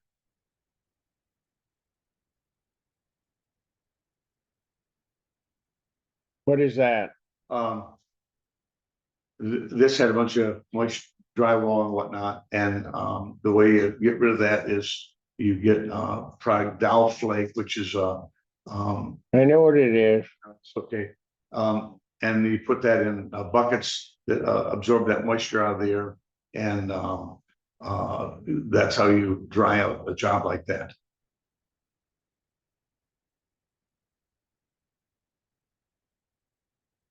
I had an hour and a half. But the doubt, an hour and a half of what? Putting it into the bucket?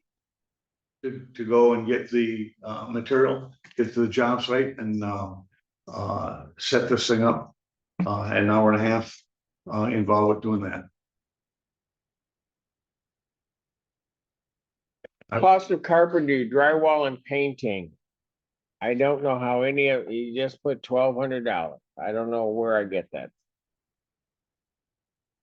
Well, if you look at picture number 40, you'll see the drywall that's been torn out. And the door that had to be removed, and that drywall had to be patched and repaired, painted and finished.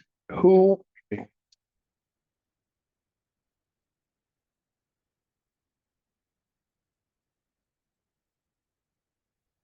But that just shows after work has started.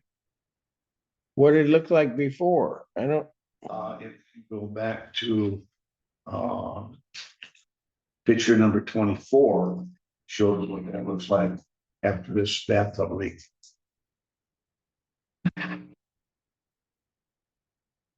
but hold it, all of that was something that you were aware of on the prior case. Yes. So why wasn't that assumed into the other case? Um.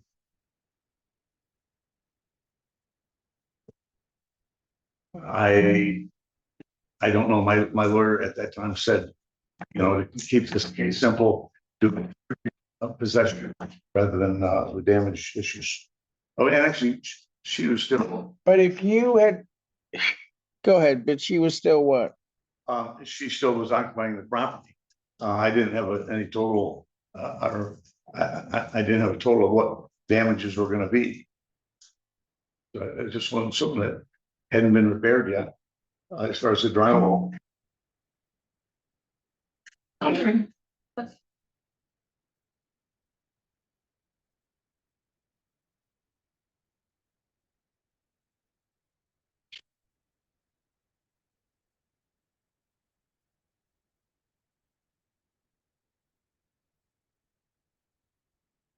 That's everything from that list.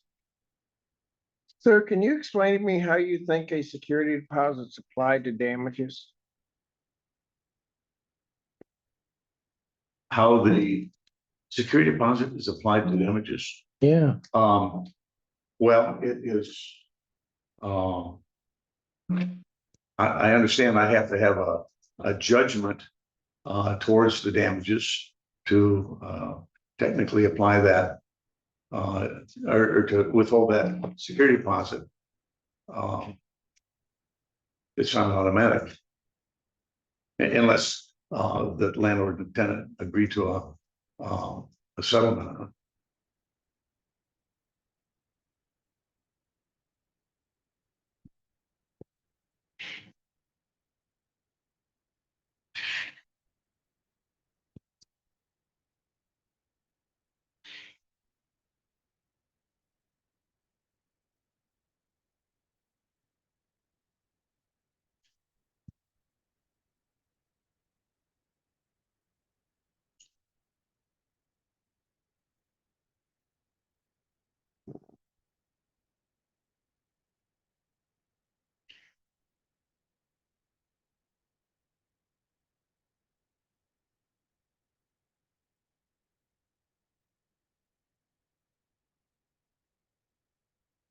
Was she billed separately for the security deposit? No, it was part of the money that she was paying when she first moved in.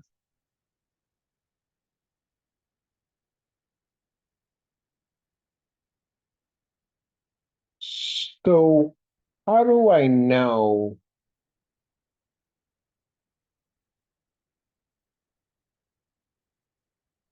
Of the amount she paid, how do I know what is security deposit and what is not?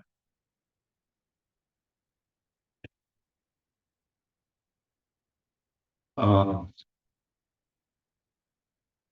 Well, we have documentation of how much she paid and when she paid it. She paid an initial $4,000 into my account, and then, at the time she moved in, she paid me $1,050, which was not enough to cover all the costs, of what the lease. Yeah, but why was it split the way that it was? She made that payment, when she was on the west side of the state, and then when she got there. How come 2,500 of the 4,000 wasn't applied to the security deposit? This, well, when she paid the $4,000, that first thing goes to rent. According to what the lease terms say, where the money is, allocated.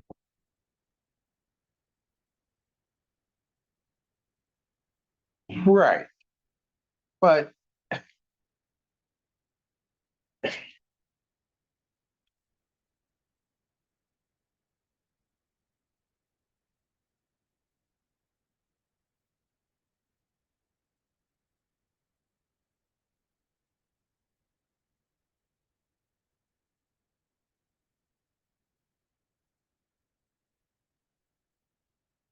so if she gave you money, it goes to everything before rent and the deposit.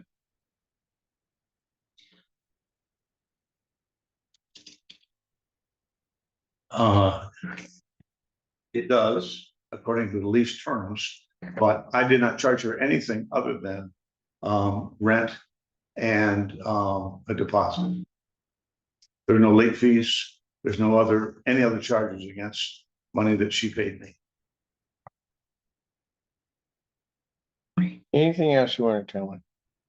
Let me go through the photographs to document the condition that Yeah, but you're not charging her for that. I am charging her for the cost of returning it to the condition it was, other than the normal wear and tear, is what I'm charging. But the document you sent her, this specific thing that I just went through. Yeah. So why am I hearing about the photos? Hearing about the what? Why am I gonna hear about the photos? Because I want you to understand, I understand But I- everything. uh, Why am I hearing about them? You gave your delineation of damages for which I have no receipts, which I have very few receipts. I have very few anything regarding it. I don't know what benefit the photos do for me. help you understand the damages that her family caused to this property. And what it took to correct those damages. I don't need a description of the photos. I went through the photos that I went through. I mean, they're part of what I have here, but I don't know that you sent her a specific list of damages. I went through each one of those damages. I don't know what the photos do for me. All right. Anything else? Well, I think she has caused a lot of damages, cost me a lot of money. And I don't think it's something that she should be able to not cover that cost. If you handled her security deposit improperly, do you believe that you should, pursuant to that statute, owe her double security deposit? I don't know that I handled her deposit incorrectly. Can you, what is that part of that statute about the security deposit? Well, it's a failure to return the security deposit, number one. But the other part is you did not put her social security deposit or her security deposit in a separate account. You didn't even tell her in the lease, the financial institution at which you were keeping her. That is in my lease. Where is it? But it's not in a separate account. It's commingled with your monies, right? Yes.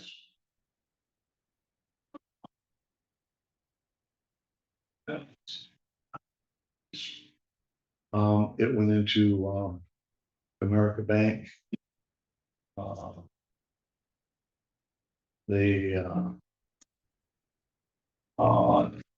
Was it on number 12 on page 3, name of it a financial institution with deposit held as American Bank here in Parkway at Washington. Is that where the 1,000 went?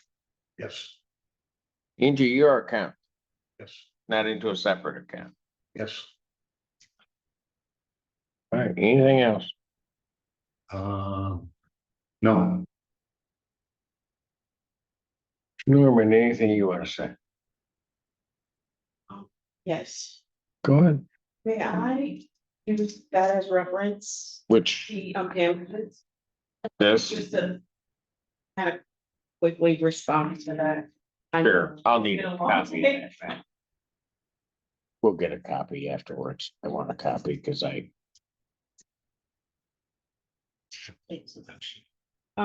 So first I want to address the security deposit. I did, deposit $4,000 into Comerica Bank. 3,300. I thought was going to grant the other 700 went to the security. security in addition to the $1,050 that I paid him in cash that he, for his testimony, said that he put in Comerica Bank. I continue to make payments to him because per the ledger, he had this payment plan to get everything together, and that was the amount of $2,230 every 2 weeks. I was paying him. Did you pay that? Yes, I did. And I have my money orders and such here, 2,200. and $30 every 2 weeks. So basically, each month you were paying $4,460. Correct, 3,300 of that would be rent. correct. Which means you were paying an additional, well, even on that first month, you would have paid an additional $1,160.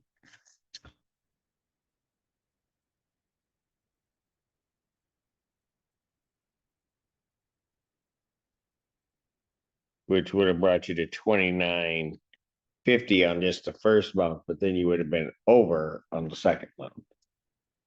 Or after 4 weeks. Your Honor, that was his solution that he, Right, no, that's fine. What, let me stop you for a moment. What happened to the extra money she was paying? she did, what she stated was what we had tried to put together in an agreement. That's not the amount that she paid. What she paid was on May 1st, $2,000. May 1st, 2,000, and you've gotten this, a ledger. sir, go ahead. May 13th, she paid $230.01. And then May 28th, she paid $2,000 even. That is all she paid. Is that correct, ma'am?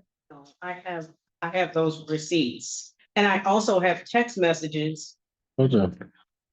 Where are your bank records that indicate her deposits? I believe I have copies of her. She gave me money orders or 4 cashier's checks at $500 each. Is what she gave me. I believe I have a copy of those. See that?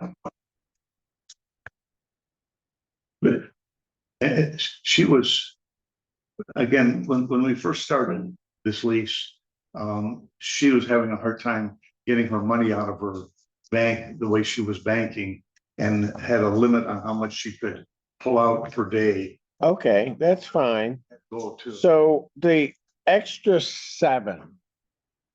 You admitted she paid 4,000. The extra 700. Did that go toward her security deposit? Looking at the numbers now, you're absolutely right. So her security deposit was actually 1,750. You really have no idea, do you?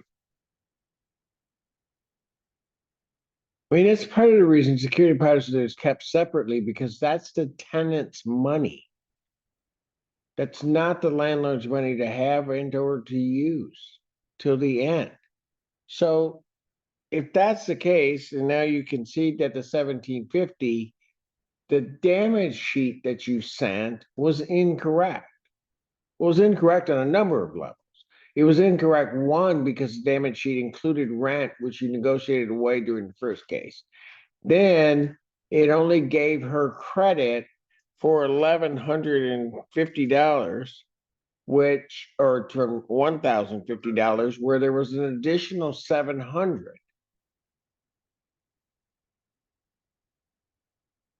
That again wasn't placed in a separate account.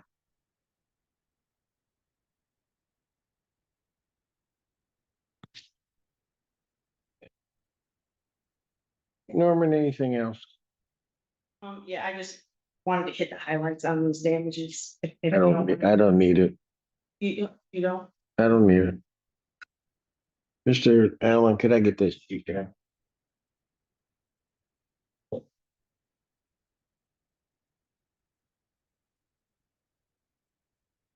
Anything else, Ms. Norman?